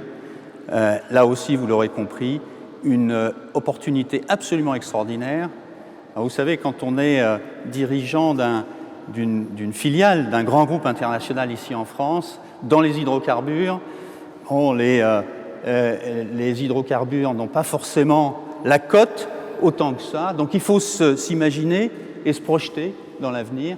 Et il est évident que ces énergies renouvelables, tout ce qui est transition énergétique, on le voit avec Genvia, et puis peut-être tout à l'heure je vous parlerai d'une autre aussi initiative qu'on a ici en France autour de ces nouvelles énergies.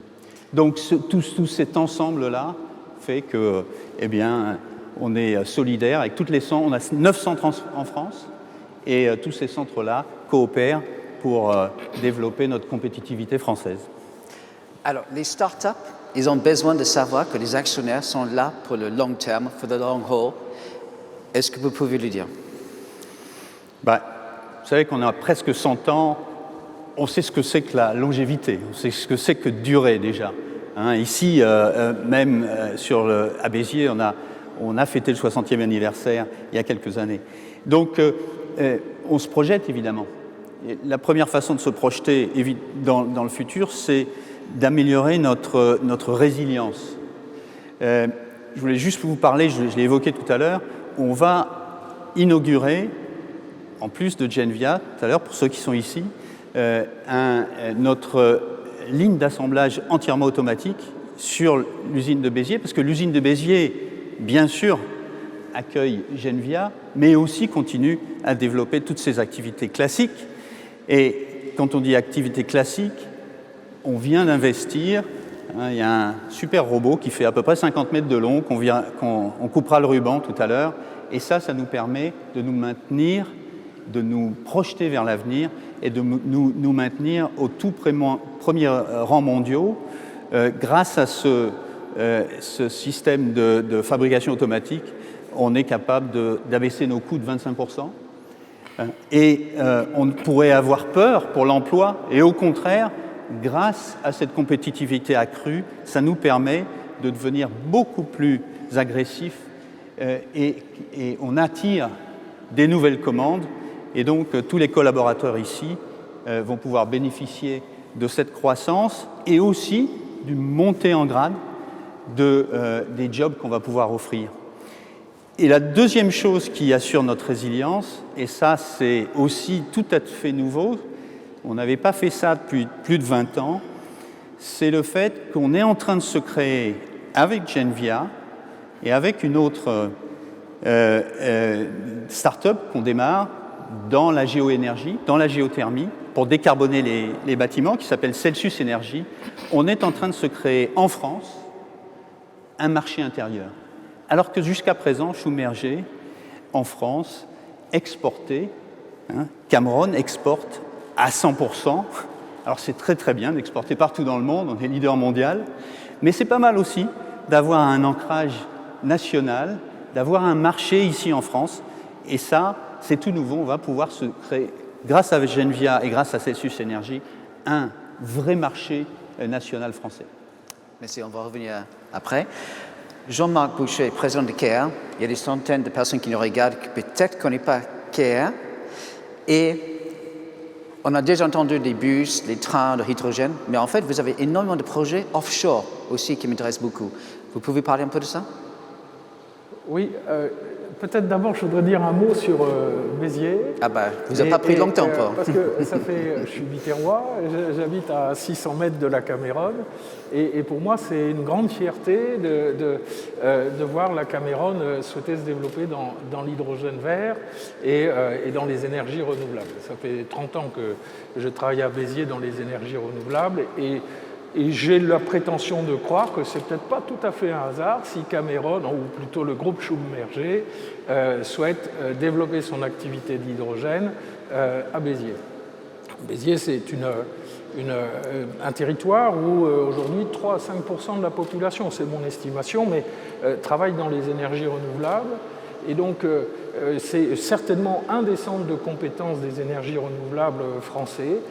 J'ai eu la chance d'accompagner l'arrivée d'EDF, aujourd'hui de Total, et plutôt hier de Total, et maintenant de Schlumberger. Donc je voudrais dire à nos élus, il faut militer pour le développement des énergies renouvelables. Je ne désespère pas, Monsieur Ménard, de vous accompagner sur le sujet et d'arrêter de vous entendre dire qu'il faut mettre des bombes sous les éoliennes.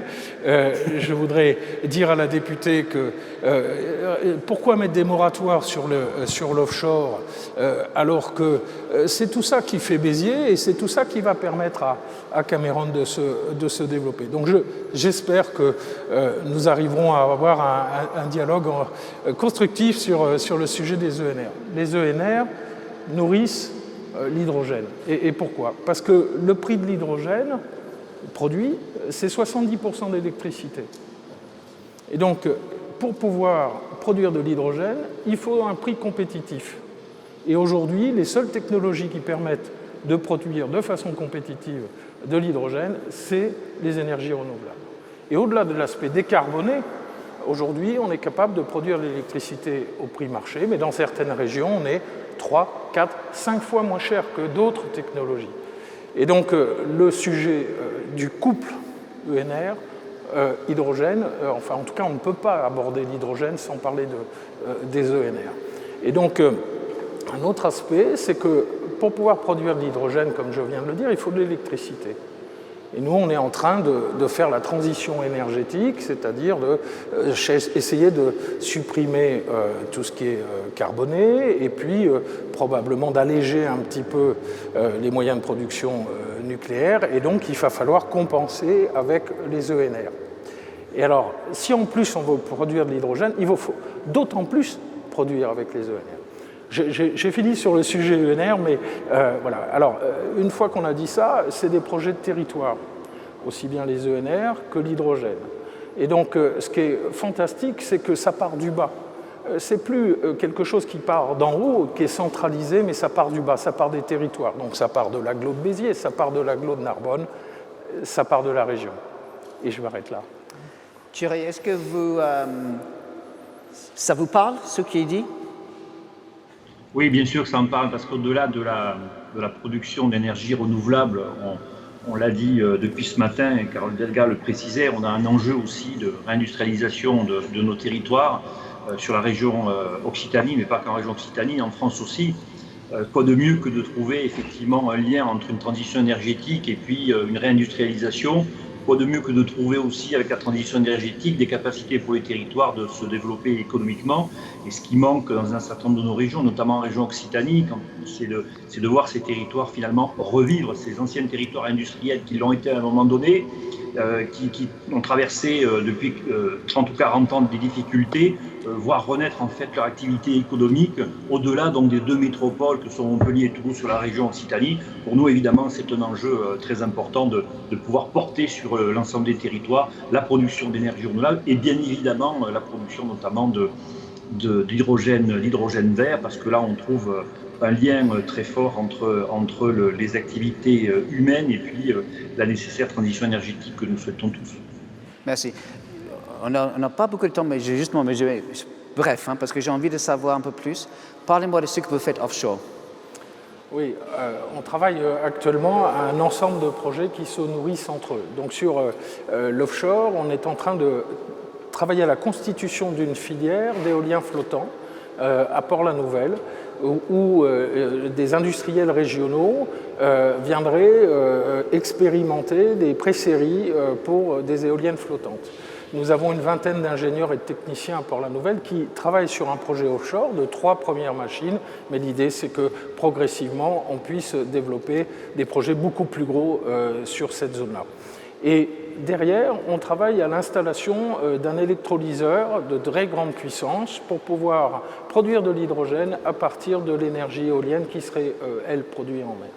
Et donc on a tout un circuit industriel qui est en train de se constituer avec des prolongements sur le stockage à un endroit qui est à la croisée des réseaux de transport, à la croisée des réseaux de gaz et à la croisée des accès maritimes. Voilà, je m'arrête là. Merci. Olivier, dernière question. C'est un projet privé-public, on a entendu tout ça, mais c'est surtout un projet de confiance. Élaboré. C'est un projet de confiance. Vous avez entendu Madame la Présidente Delga tout à l'heure parler de confiance. Vous savez, quelque part, on est des ingénieurs. Alors il y a un aspect très rationnel dans ce projet et dans la constitution de Genvia. Mais Genvia elle-même est quelque part un peu improbable quand vous réfléchissez. De temps en temps, je me pince le matin, je me dis est-ce que c'est vrai tout ça? Parce que, imaginez, on est des acteurs publics, privés, des plus grands, des plus petits, et on parle de technologies complètement révolutionnaires. Notre ambition, c'est le monde, et on est ici à Béziers. Béziers, monsieur le maire, je ne le vois plus, mais qui n'est pas complètement encore sur les autoroutes de la tech. Mais ça ne va pas tarder. Et notre siège social, d'ailleurs, ça n'a pas été dit, le siège social de Genvia est à Béziers également, alors que vous voyez tous les grands industriels. Donc, on se dit, mais comment ça se fait que ça soit passé comme ça? Et il y a une dimension là-dedans, et je voudrais finir dessus, et je pense que vous avez vu la vidéo de tout le site de Cameron et l'émotion que ça présente. Il y a des gens, des femmes et des hommes dans ce projet qui ont fait toute la différence. Et je voudrais en citer un certain nombre. Alors on démarre par les technos et le CEA. Alors bon, je ne parlerai pas de Florence parce que bien sûr c'est évident, mais je voudrais aussi remercier celle qui nous a rapprochés au tout début entre le CEA et Schlumberger il y a quelques années, c'est Marie-Noëlle de Singe, et c'est un peu grâce à elle qu'on est ici aujourd'hui. Et puis Vinci, qui est beaucoup plus gros que nous, Schlumberger, ici en France, beaucoup plus gros, et néanmoins qui nous a fait confiance. Et je voulais saluer particulièrement Benoît Le Cinq, qui, grâce à lui, c'est aussi grâce à lui qu'on est là aujourd'hui. Puis bien sûr, Guy et Eric pour Vicat. Et puis après, c'est des choses beaucoup plus improbables encore pour nous, je vous le disais jusqu'à présent, c'est les acteurs publics.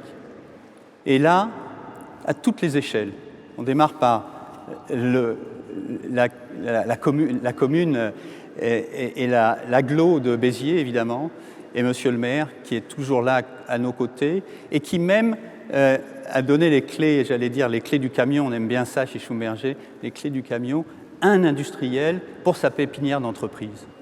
C'est la confiance.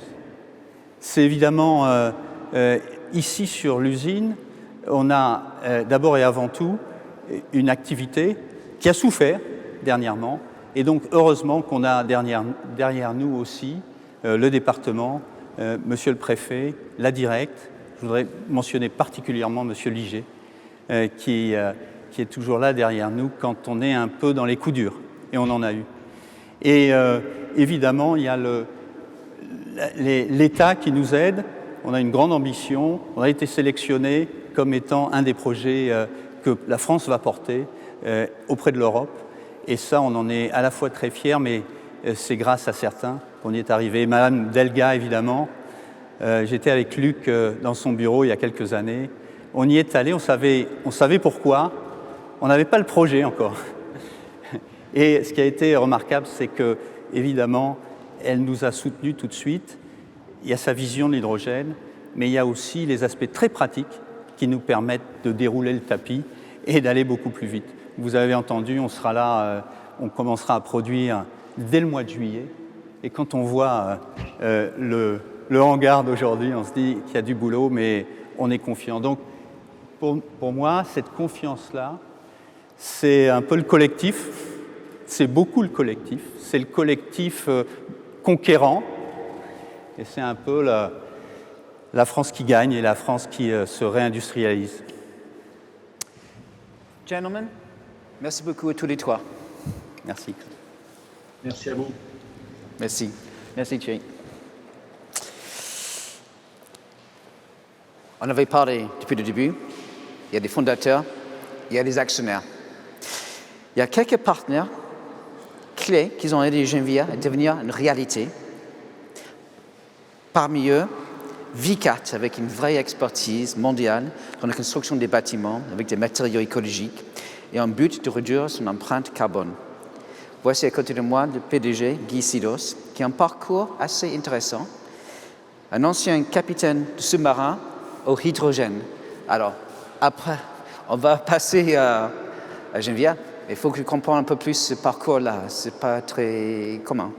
C'est une originalité qui m'a rapproché de l'hydrogène parce que sur sous-marin, nous électrolysions de l'eau, non pas pour l'hydrogène, mais pour récupérer l'oxygène et enrichir ainsi l'atmosphère du bord. Voilà. On est très loin de ce sujet maintenant. Quelques mots sur Vicat peut-être. Vicat est le cimentier français, implanté dans 12 pays, où 10 000 collaborateurs génèrent environ 3 milliards de chiffre d'affaires. Nous sommes une entreprise familiale, ainsi que le rappelait monsieur le maire. Le ciment artificiel a été inventé par Louis Vicat il y a 2 siècles et 7 générations. Et cet ancrage dans l'histoire ne nous empêche pas de nous projeter par l'innovation dans l'avenir et c'est ce qui nous a fait travailler sur l'hydrogène depuis des années. La question de l'hydrogène en cimenterie est différente parce que le ciment, matériau qui a permis d'apporter une solution dès le 19e siècle au problème des villes qui brûlaient parce que construites en bois, est un matériau qui n'a pas d'équivalent pour satisfaire aux besoins des 10 milliards d'habitants annoncés sur la planète en 2050. Notre processus industriel, qui est héritier de la chimie chaude et consommateur d'énergie, il est donc nécessaire, pour des raisons d'empreinte environnementale et de contrôle des coûts, de décarboner. L'hydrogène est une de ces solutions. Justement, l'hydrogène n'est pas une énergie inconnue pour vous. Alors, Vicat a un certain nombre de projets et sur cette image de la cimenterie, j'ai essayé de simplifier, pardonnez-moi, ça reste encore assez complexe. Donc vous avez la cimenterie et son environnement. Il est représenté ici des interactions possibles de la cimenterie avec l'hydrogène. Elle touche la production, la transformation et la distribution. Genvia et Victoria sont deux projets liés, production d'électrolyseurs haute température ici à Béziers et pilote d'installation en Isère avec ces électrolyseurs qui permettent de valoriser ce qu'on appelle la chaleur fatale de nos processus. C'est-à-dire que nous rejetons à l'extérieur des gaz chauds qui vont pouvoir être transformés en vapeur et c'est autant de gagner dans le process pour produire de l'hydrogène grâce aux électrolyseurs de Genvia. Nous avons également un usage pour l'oxygène, qui est le sous-produit de l'électrolyse de l'eau, qui nous permet de concentrer le gaz carbonique dans les gaz d'exor de nos processus. Et nous développons avec des cimentiers allemands et italiens un projet nommé Catch for Climate, qui nous permet de concentrer à moindre coût ces gaz. Enfin, l'hydrogène, et vous le voyez sur la droite de la représentation, peut être utilisé pour de la mobilité lourde captive et nous participons au développement de stations de distribution impulsion et ensuite ça peut être, et c'est vraiment quelque chose de très intéressant en matière de décarbonation des processus industriels des industries qui ont de la chaleur fatale, eh bien c'est la recombinaison de la molécule d'hydrogène avec le carbone pour faire du biométhanol et c'est notre projet Innovi en partenariat avec d'autres industriels. Votre siège était Grenoble, donc c'est par hasard que vous avez travaillé déjà pendant pas mal de temps avec le CEA.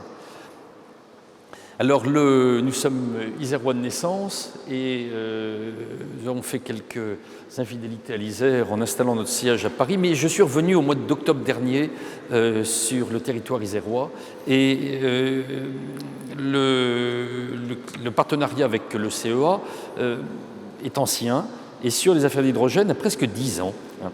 Et ce processus industriel de rupture développé par le CEA nous a incité à travailler ensemble sur la neutralité carbone de nos organisations. Et cette durée a permis de juger de la pertinence du procédé, de mobiliser des acteurs industriels majeurs qui sont autant de garanties de bonne fin de l'objectif. Une fois amorcées, ces technologies ont un sens économique et seront autoportantes économiquement.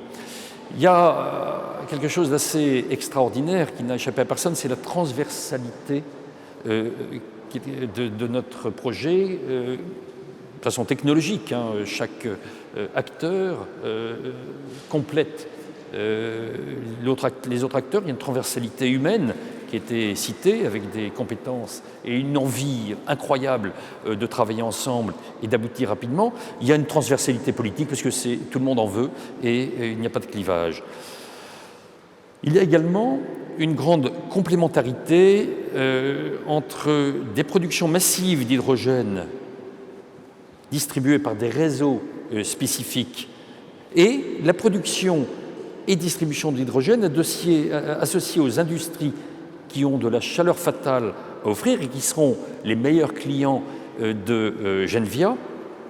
Et ces industries peuvent créer un réseau secondaire de moyenne intensité d'hydrogène sans infrastructure spécifique, donc beaucoup moins cher, qui va mailler le territoire et permettre d'accompagner le développement de la mobilité hydrogène dans un schéma style relais de poste.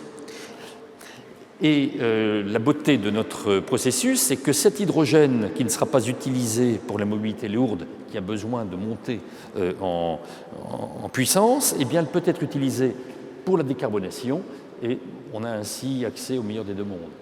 En fait, il y a du sens économique et écologique derrière tout ça. Il y a du sens économique et écologique et c'est la démonstration que l'économie est conciliable avec l'écologie. Merci, Monsieur Guy Silos. Merci. Il y a un autre partenaire clé, bien sûr, et ça, on a déjà parlé, c'est Vinci. Avec moi, Pascal, enlevez la badge et le masque. Pascal Belloc, c'est le président de Geostock, une entreprise internationale qui a 50 ans d'expérience de savoir-faire dans la technologie de stockage souterrain des énergies. Mais vous venez ici aujourd'hui avec votre chapeau de directeur de Business Unit de hydrogène de Vinci Construction. Over to you. Bonjour à tous. Je voudrais faire un petit retour en arrière. Moi, j'ai commencé ma carrière dans l'exploration-production pétrolière sur des plateformes offshore. Et j'ai travaillé pendant pratiquement 10 ans avec Schlumberger sur les plateformes pétrolières. Et j'ai toujours été frappé par la capacité qu'a Schlumberger à développer des technologies qui étaient innovantes et qui leur donnaient toujours un avantage compétitif. Et donc j'ai été très heureux de retrouver Schlumberger dans le projet Genvia, dans ce projet majeur de la transition énergétique. Et puis avoir en plus de ça le CEA qui amène toute son expertise, avoir le soutien de la région, et puis avoir Vicat comme partenaire. Vicat est un partenaire industriel du groupe Vinci. Et tout ça nous a confortés effectivement dans la décision de rentrer dans l'aventure de Genvia. Alors effectivement aujourd'hui je dirige Geostock. En 2 mots, Geostock c'est un groupe qui est spécialisé dans l'ingénierie, dans la construction et dans l'exploitation de stockage souterrain. Donc on est sous terre, on est dans des cavités sous terre. Et on peut stocker dans ces cavités des hydrocarbones, on peut stocker aussi du CO2 et on peut stocker de l'hydrogène. Et on sait combien aujourd'hui le stockage du CO2 et le stockage de l'hydrogène seront des problématiques importantes dans le futur.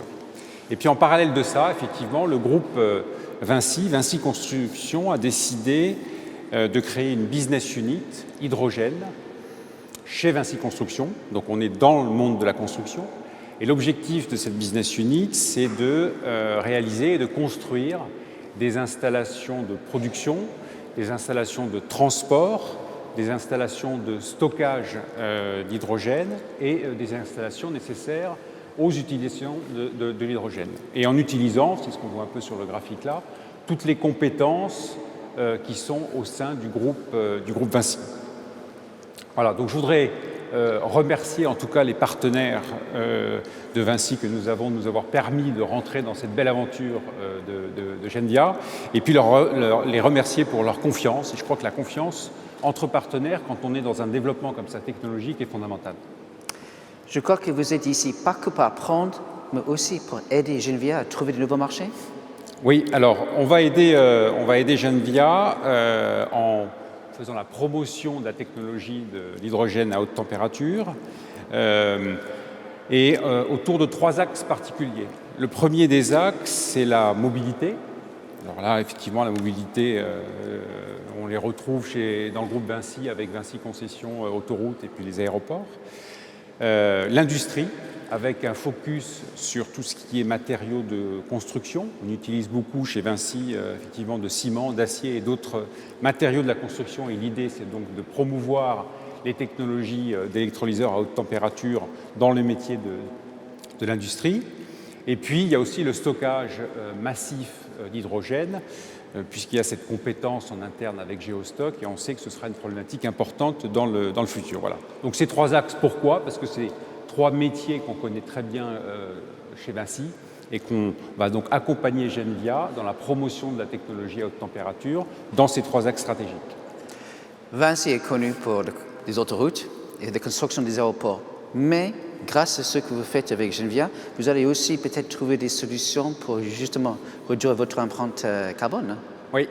Alors c'est un deuxième objectif. Donc l'objectif principal de Vinci, je l'ai dit au départ, c'est effectivement faire des projets de construction d'installations d'hydrogène. Mais en même temps, je ne vais pas parler pour Vinci Concessions, mais en tout cas, ils sont intéressés à ces technologies.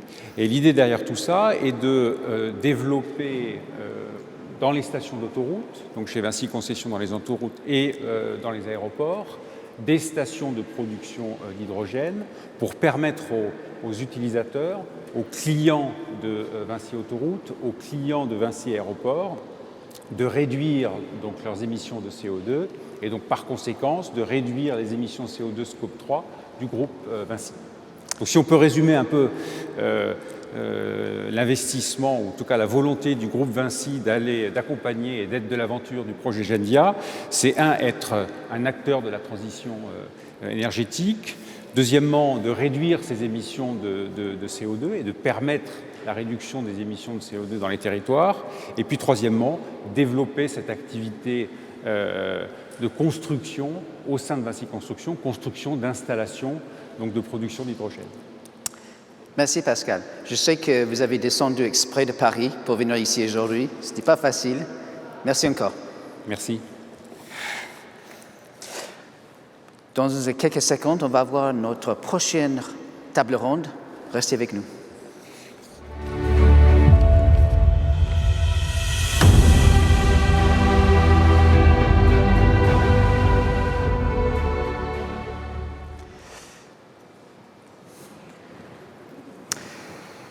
Merci. Florence est de retour et nous avons aussi avec nous Stéphane Arnaud, qui est le délégué régional de France Hydrogène. Le thème de cette table ronde, c'est Genvia comme catalyseur de la transition énergétique. J'ai des mots à apprendre aujourd'hui avec mon accent français. Et nous avons bien sûr rejoint aussi de Grenoble par François Legeland, directeur de CEA Liten. Bonjour François. Je vais tourner. Vous m'entendez? François, vous entendez? Je vous entends très bien. Est-ce que vous m'entendez de votre côté? Ouais, super. On va tourner d'abord à vous, Stéphane.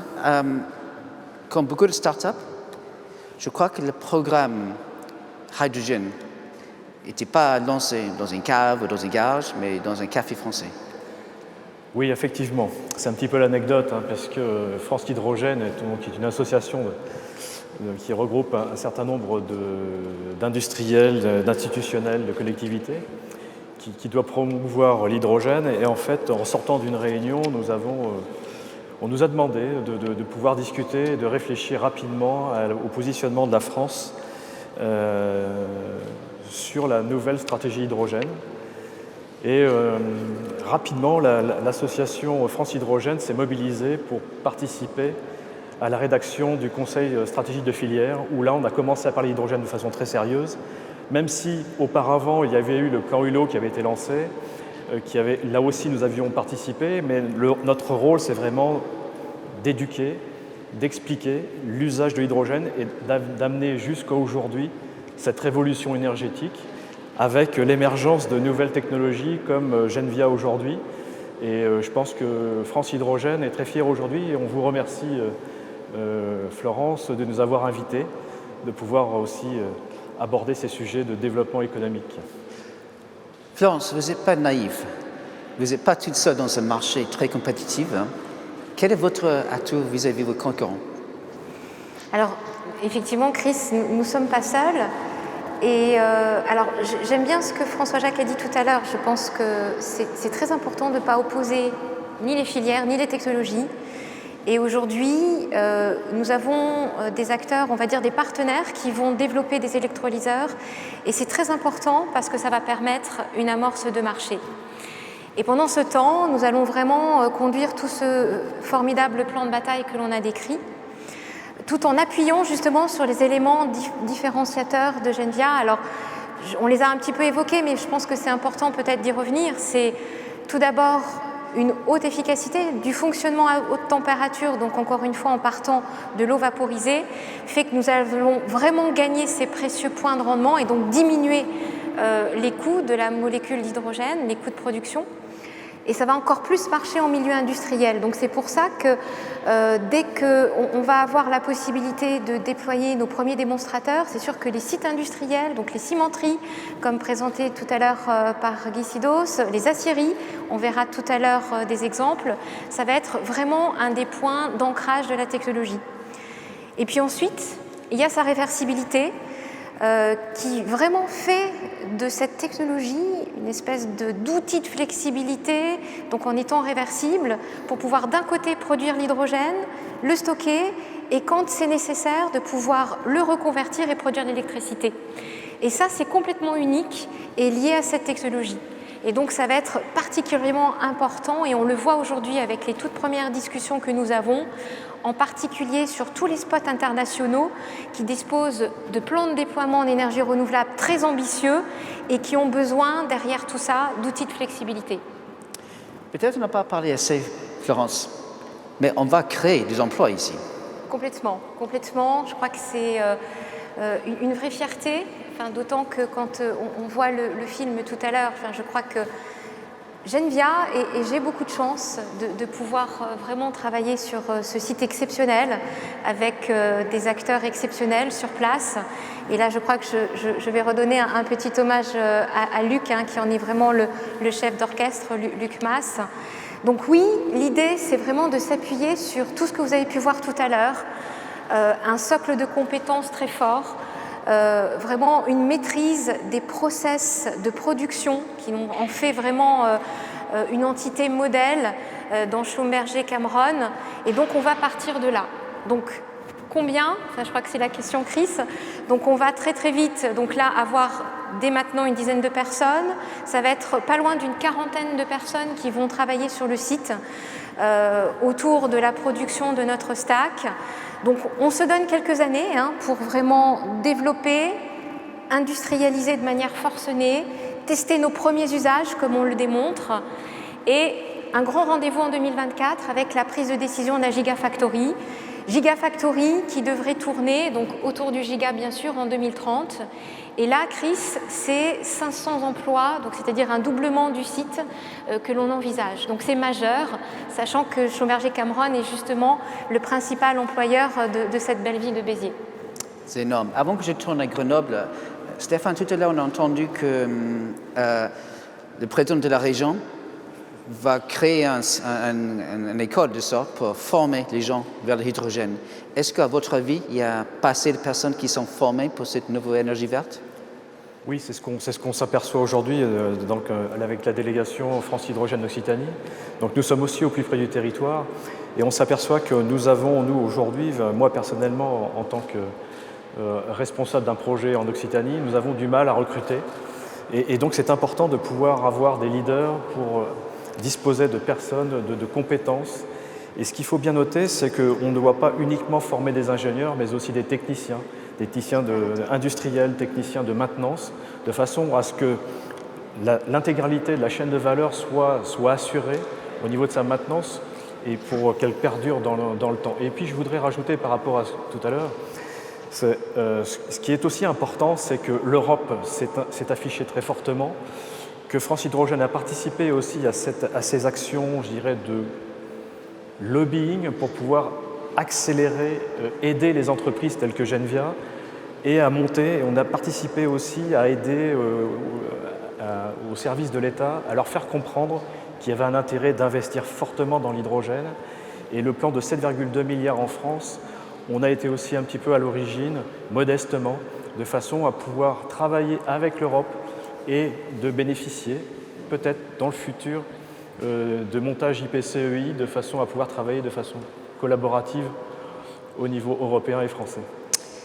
François Legoland, vous qui êtes le directeur de CEA de l'ITEN, on dit que vous avez 1000 personnes, hein, qui travaillent avec vous, qu'on en dit en anglais, it punches above its weight, c'est une vraie force de frappe. Hein.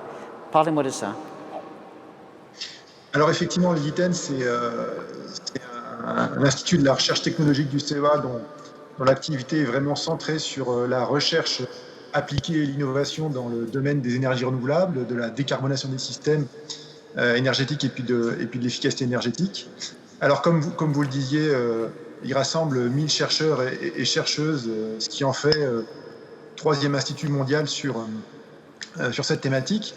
Mais puisqu'on parlait de force de frappe, à cette force de frappe l'ITEN, il faut aussi rajouter toutes les expertises du CEA dans son ensemble, avec des transversalités très fortes en interne, avec la direction des énergies, avec la recherche fondamentale, avec les applications militaires, avec le reste de la recherche technologique, ce qui renforce encore cette force de frappe. Et le projet Genvia en bénéficie, puisque François Jacques il faisait allusion lors de son introduction en disant qu'effectivement sur tous les sujets autour de la modélisation et de la simulation, on travaille de manière avec la direction des énergies et la direction de la recherche fondamentale. Et puis avec nos collègues des applications militaires, ils ont été très fortement impliqués, on travaille avec eux sur le développement des cellules électrolyseuses de température, des cellules céramiques, qui sont un des éléments du produit Genvia. Donc vous voyez, puisque vous parlez de force de frappe, en plus de celle du LITEN, il y a également toute la force de frappe du CEA qui est derrière. La mission du LITEN, c'est vraiment de répondre à la fois aux enjeux climatiques autour de la neutralité carbone et puis des enjeux de souveraineté nationale avec comme objectif de transférer de la technologie pour monter des usines sur le territoire français. Et de ce fait, le projet Genvia, il coche vraiment les deux cases avec vraiment le vecteur hydrogène, ce sujet qui est fondamental et qui est une brique extrêmement importante pour la transition écologique. Et puis cette case de création d'emplois. Et puis effectivement, quand on voit le film tout à l'heure avec les équipes de Béziers, c'est vraiment très agréable et ça donne vraiment du sens à nos missions, au quotidien.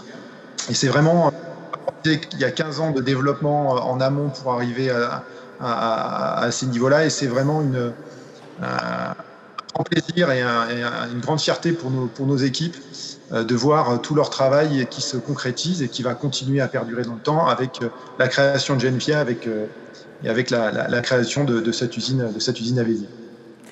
Bon, Genvia officiellement est lancé. Florence va voler de ses propres ailes, mais vous allez l'accompagner quand même, je crois. Pas mal, non? Dans le futur. Alors avec Florence, ça fait quelques années qu'on vole ensemble, puisqu'on travaille main dans la main depuis quelques années, et c'est un grand plaisir à la fois professionnel et personnel. Voilà, donc ça va être un très grand plaisir de bosser avec elle et puis de travailler avec elle et puis avec les équipes et les équipes Genvia, que ce soit ceux qui soient d'origine un peu CEA ou ceux qui viennent plus d'origine Schlumberger. Tout à l'heure, Olivier Lopech et Olivier, les deux de l'ADN technologique et de l'innovation de Schlumberger. Je pense que voilà, c'est quelque chose, moi quand je discute avec Gilles par exemple, qui va être un des acteurs clés côté Genvia, voilà, on a une partie de notre ADN en commun et il y a déjà une complicité forte et je pense qu'on va faire de belles choses ensemble. Stéphane, on a entendu parler de 7 milliards sur l'hydrogène. Ça semble beaucoup, mais en même temps, on ne connaît pas en comparaison. Est-ce que c'est beaucoup d'argent ou pas? Alors aujourd'hui, au niveau européen, effectivement, et au niveau français, je pense que c'est important. On a passé des étapes, on a commencé à 150 millions au niveau régional. Le plan Hulot, c'était 100 millions. Chaque région a commencé à développer son propre écosystème, commencer à comprendre que l'hydrogène était une solution pour l'avenir, une nouvelle énergie. En France, on est arrivé à 7 milliards d'euros, donc c'est quand même conséquent. Je pense que c'est important, il y a un message fort. Et puis, l'aide publique, ça sert aussi à attirer les investisseurs de façon à démultiplier et à rendre plus cohérents les investissements. Et on voit qu'en Europe, on doit être à environ 50 milliards d'euros d'aide publique pour amorcer ce grand virage énergétique. Et voilà, je pense que cette nouvelle technologie qui est proposée aujourd'hui va pouvoir répondre, ce qui a été présenté tout à l'heure, à certains écosystèmes, mais à bien réfléchir à développer l'hydrogène au sein de notre société. Et vous avez besoin des gens, des employés formés, hein? Complètement. Donc, d'employés formés, mais vraiment de former aussi cette équipe de France, je crois que telle qu'on l'incarne. Parce qu'aujourd'hui, autant nous sommes heureux d'avoir ces usines qui sortent de terre, mais il va y avoir un prérequis, c'est qu'il faut être réaliste, lucide, compétitif et être au niveau de l'industrie internationale. Donc il faut faire ces usines, mais il va falloir qu'elles soient compétitives dans les 20, dans les 30 années qui suivent. Et ça, notre responsabilité, c'est vraiment d'être tous ensemble synchronisés. C'est-à-dire non seulement d'initier ce transfert de technologie, d'avoir les premiers investissements et on espère le soutien d'actions comme l'IPCEI, mais d'avoir la synchronisation en continu avec la recherche qui va nous aider à passer tous les caps, à passer le cap de nouvelles technologies, mais quand on fait des process aussi industriels, vous savez, parfois, on a besoin de descendre dans la nanocouche et de comprendre ce qui se passe pour encore mieux le reproduire au niveau industriel. Et là, je pense que c'est une vraie chance que l'on a aujourd'hui dans le cadre du plan industriel hydrogène, qui est quand même du jamais vu, puisque pour la première fois, sur une thématique, on va synchroniser les déploiements, donc on en parlait à la table ronde Hydrogène et Territoire, l'industrie, donc c'est justement ce que Stéphane présentait avec le soutien et la bataille des IPCEI, mais aussi la recherche qui arrive en mettant vraiment en priorité également ces thématiques hydrogène. Très bien. Dernière question pour Stéphane et pour vous, François. Dans l'avenir, l'économie verte, on parle depuis très longtemps. Avec votre recherche, vous pensez que vous pouvez créer des dizaines de milliers d'emplois en France? Alors je pense qu'il y a vraiment un enjeu fort autour de ces enjeux climatiques et de cette décarbonation.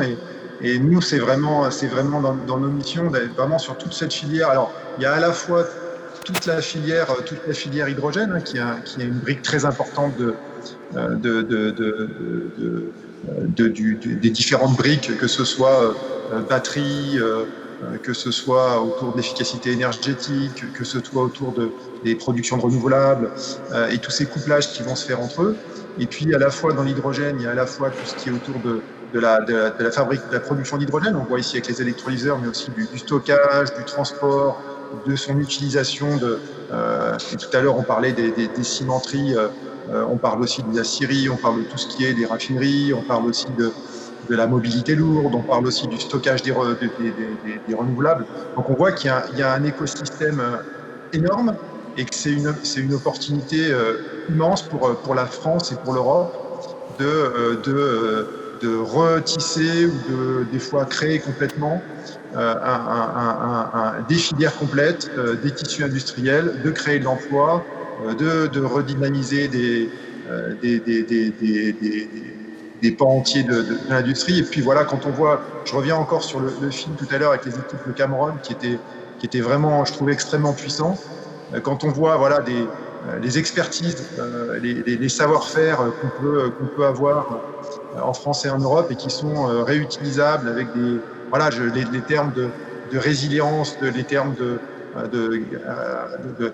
réutiliser nos compétences, réutiliser nos expertises. On a vraiment en plus des belles cartes à jouer là-dessus et je pense que voilà, on va faire des belles choses et c'est vraiment nous, en tout cas, côté Utilitaire et CEA, nos chercheurs et chercheuses, c'est vraiment des choses qui les motivent au quotidien et qui font que le matin, ils sont contents de se lever et puis d'aller au travail ou des fois de rester en télétravail puisque les conditions des fois sanitaires l'imposent.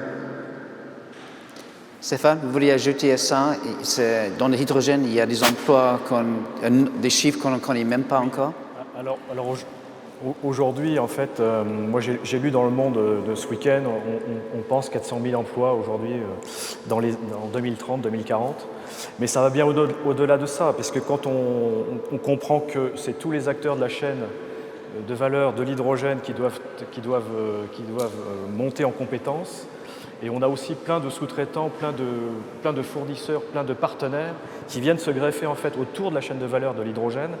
Et donc on peut penser aller bien au-delà de cet objectif, mais toujours très délicat de donner des objectifs chiffrés. Mais 400 à 500 000 emplois nous semblent réalistes. Et puis c'est la réussite industrielle de chaque acteur qui fera que la filière hydrogène perdurera le plus possible et drainera un maximum d'emplois. Et sans oublier les énergies renouvelables qui sont quand même une des pièces maîtresses aussi de l'édifice. C'est très positif ça. Florence, gentlemen, merci beaucoup. C'est la fin de cette table ronde. Merci. Dans quelques secondes, on va aller sur notre troisième table ronde, les premières avancées. Donc, restez là. On revient avec Genvia a été créé il y a qu'un mois. Il y a déjà des nouveaux partenaires potentiels. Capella Festa, le nouveau CEO, Chief Operating Officer, va parler de ça avec ses invités. Donc, en quelques secondes, revenez ici.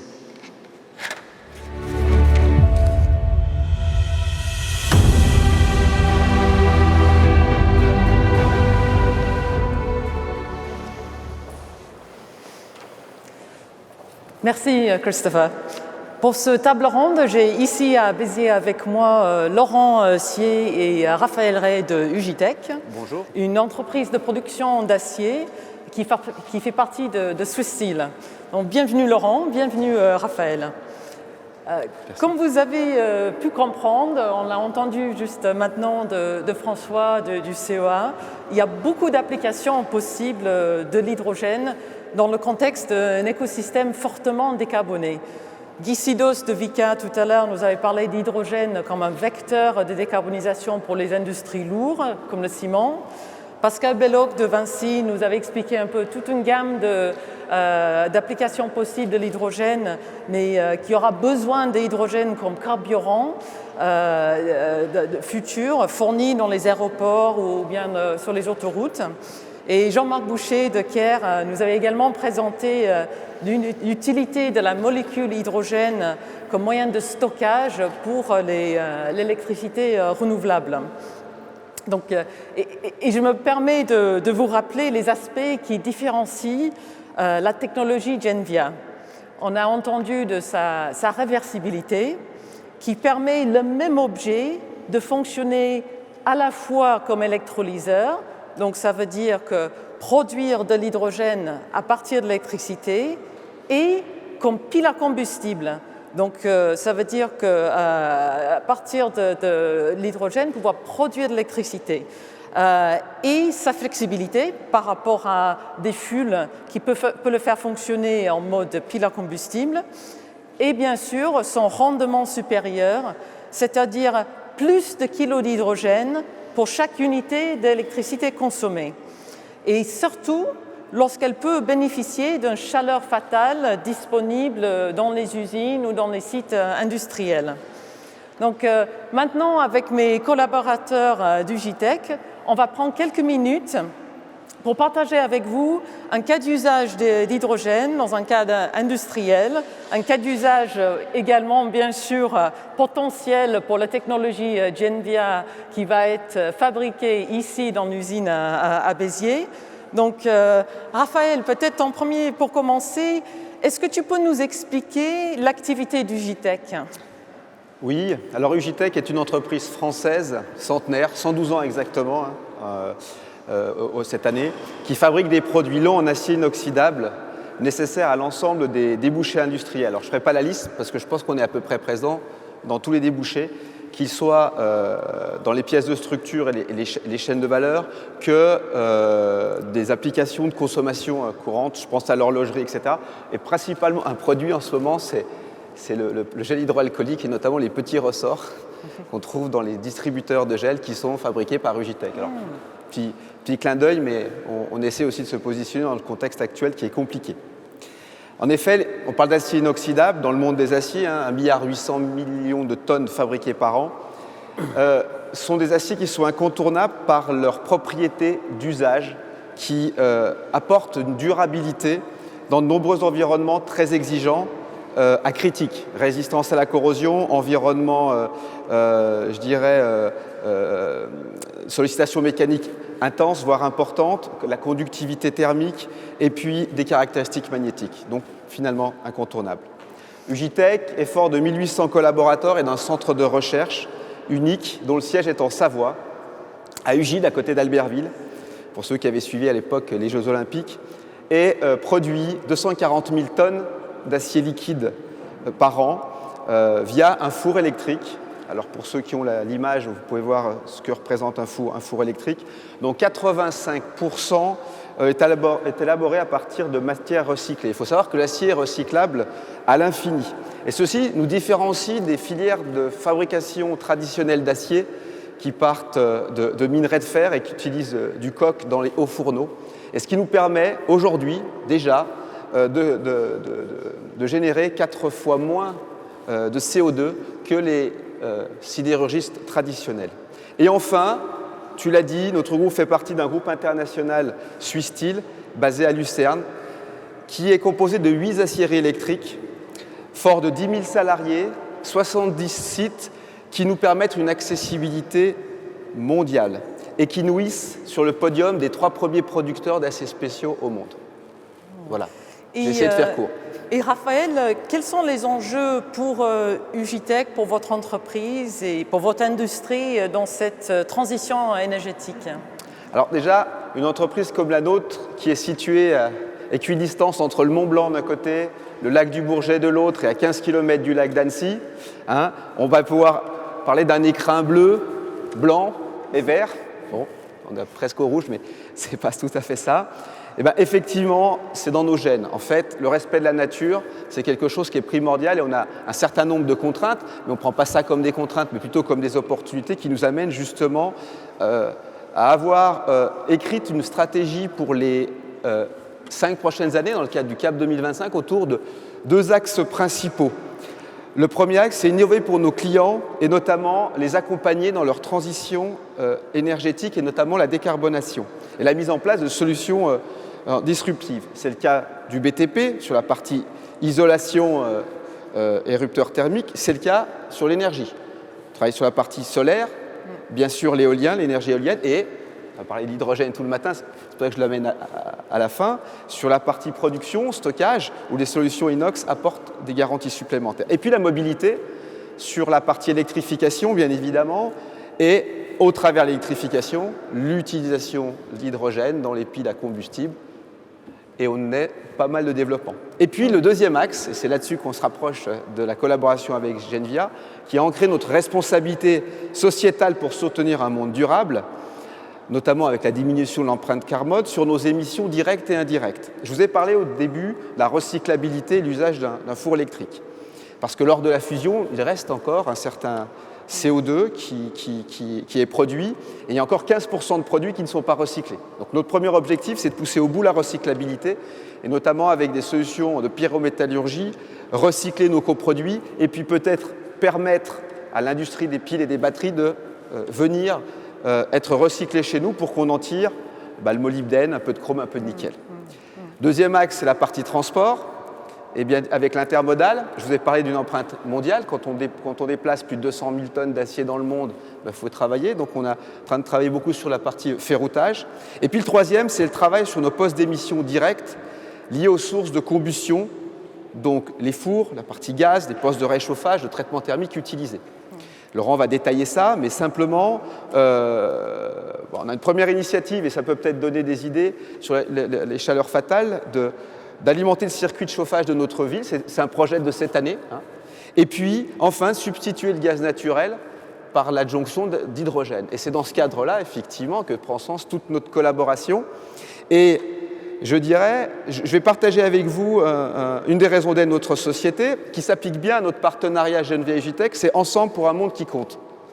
Et en fait, tout ce qu'on fait là, c'est parce que le monde compte pour nous, et je trouvais que ça s'appliquait plutôt bien. Voilà les enjeux majeurs, et puis Laurent va pouvoir détailler le projet. Merci. Merci Raphaël. Et, donc Laurent, le sujet qui nous intéresse tout particulièrement aujourd'hui, donc l'hydrogène, et qu'est-ce que la technologie Genvia peut vous apporter chez Ugitech?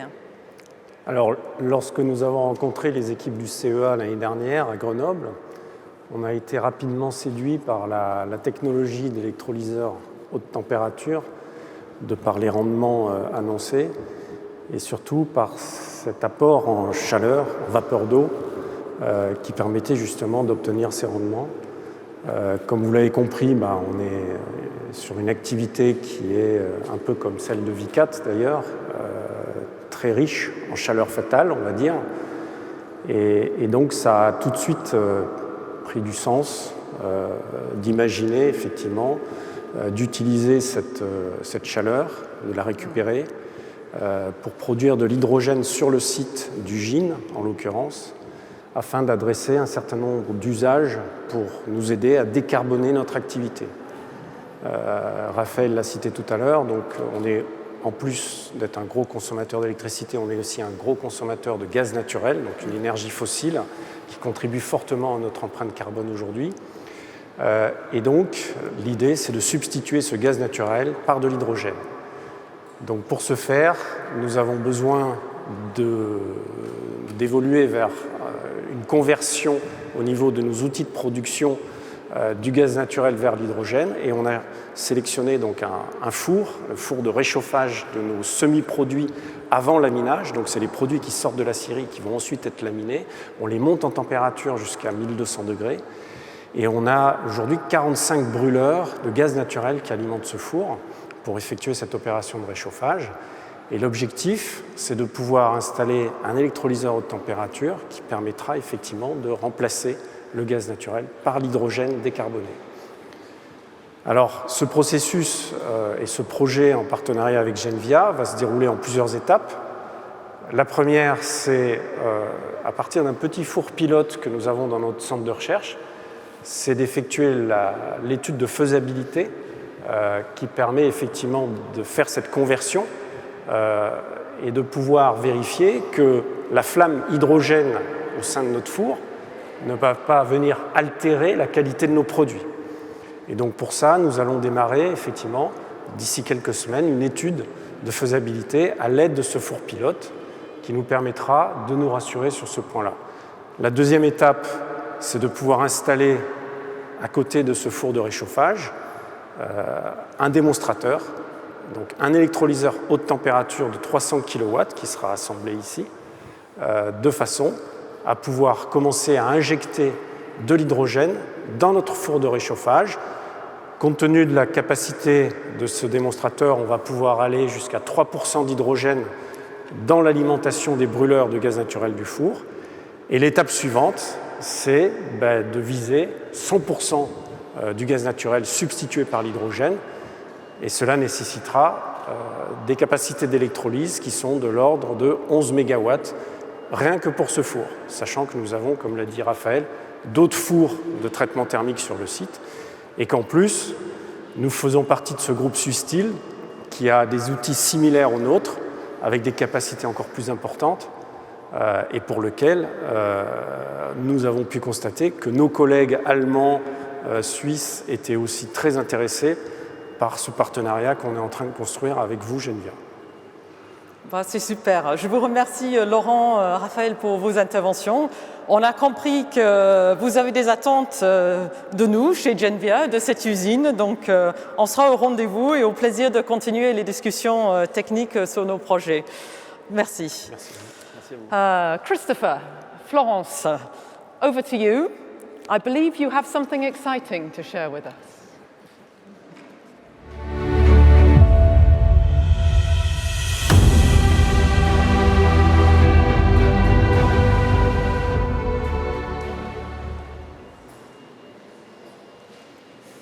Bon, Florence, je crois que l'avenir commence maintenant. Tout à fait, Christopher. Donc vous voyez, comme je disais un peu en préambule, on va déménager le plateau. Nous avons les engins qui sont juste derrière pour accélérer et terminer les travaux. Les premiers équipements qui ont déjà été commandés vont être livrés tour à tour dans les semaines qui viennent. Et nous démarrons fin juillet 2021. Est-ce qu'on peut voir déjà l'usine un peu, comment ça va être en avenir, un saut dans l'avenir? Alors oui, et vraiment je vous invite tous, grâce à la magie de la réalité augmentée, nous allons tous plonger dans cette superbe usine d'électrolyseurs du futur. Alors là, nous voyons le bâtiment où nous sommes. Donc il est juste devant nous. Vous voyez, le toit s'enlève et l'usine, la ligne de production sort de terre. Et ça, c'est pour quand? Pour juillet. Donc en juillet, vraiment, mais je vous invite tous à revenir sur le site et vous le verrez en chair et en os, si je puis dire. Parlez-moi de les sections qu'il y en a un peu partout. Alors, on va retrouver les différentes étapes qui mènent à la réalisation du stack que l'on voyait tout à l'heure. Alors, première étape, on va avoir les différentes étapes des constituants de base, soit le cœur électrochimique, soit les plaques, soit les interconnecteurs. Donc on commence avec le coulage en bande et la découpe laser que vous voyez. Puis, seconde étape, on va fabriquer les interconnecteurs. Toujours dans cette séquence-là, troisième étape, on va usiner, donc au moyen de laser. Et puis ensuite, nous allons assembler les sous-ensembles unitaires. Alors c'est vraiment la maille de base, l'élément répétable qui va être travaillé, développé et produit là. Et quelle est la seconde zone? Alors la seconde zone, justement, c'est là où notre technologie commence à voir le jour, si je puis dire. On a la zone d'assemblage de stack, et vous voyez le stack qui apparaît. Donc on va faire une mise en compression mécanique de l'ensemble de ces éléments. Et donc là, ça va s'assembler. Vous voyez cette étape de constitution du stack. C'est incroyable. Et après, il y a une phase finale, non? Complètement. Donc on va prendre le stack, le sandwich qui est assemblé, et on va le conditionner. C'est-à-dire que le conditionner, on va vraiment achever l'activation, donc à la fois des différentes étanchéités, mais aussi de cette fameuse cellule électrochimique. Et vous voyez, au passage, notre stack va gagner en compacité, il se rétrécit, change de couleur, en fait, il va être actif. Et c'est formidable. Au sortir de cette étape, donc on fait les contrôles qualité nécessaires et il est actif, il va pouvoir aller sur le lieu de nos partenaires qu'on a pu voir tout à l'heure et produire de l'hydrogène. Donc on peut dire vraiment que le travail commence maintenant. Exactement, Chris, vraiment dès qu'on va finir cette émission, je crois qu'on va s'y mettre. Bon, et justement, cette émission s'achève. C'est un moment de dire au revoir, mais d'abord je veux dire merci beaucoup à l'équipe technique qui a aidé dans des conditions qui n'étaient pas faciles de construire ce studio éphémère. Cette émission sera disponible à télécharger à partir de demain. Il y aura une édition en anglais qui sera disponible bientôt aussi. Je veux remercier les centaines de personnes qui nous ont regardés en direct, justement, depuis le début de l'émission. Nos invités qui sont là en présentiel. Monsieur le maire est toujours là, merci beaucoup. Et donc, je vous laisse les paroles pour les derniers mots. Très bien, merci à toi, Chris, et puis merci à toutes ces formidables équipes, celle de Genvia, celle de Schlumberger Cameron, et je crois que je fais beaucoup d'envieuses aujourd'hui, après le film. Alors, une toute dernière séquence peut-être. En fait, on vous a amené chez vous, dans votre bureau, ce fameux bâtiment qu'on a découvert tout à l'heure. Et juste derrière moi, donc vous voyez le geste inaugural où on a découvert la plaque avec le logo Genvia qui est juste sur le bâtiment. Voilà. Donc encore une fois, merci à tous. Et puis, nous vous tiendrons au courant de toutes les avancées de notre belle aventure Genvia. Merci à tous et à très bientôt.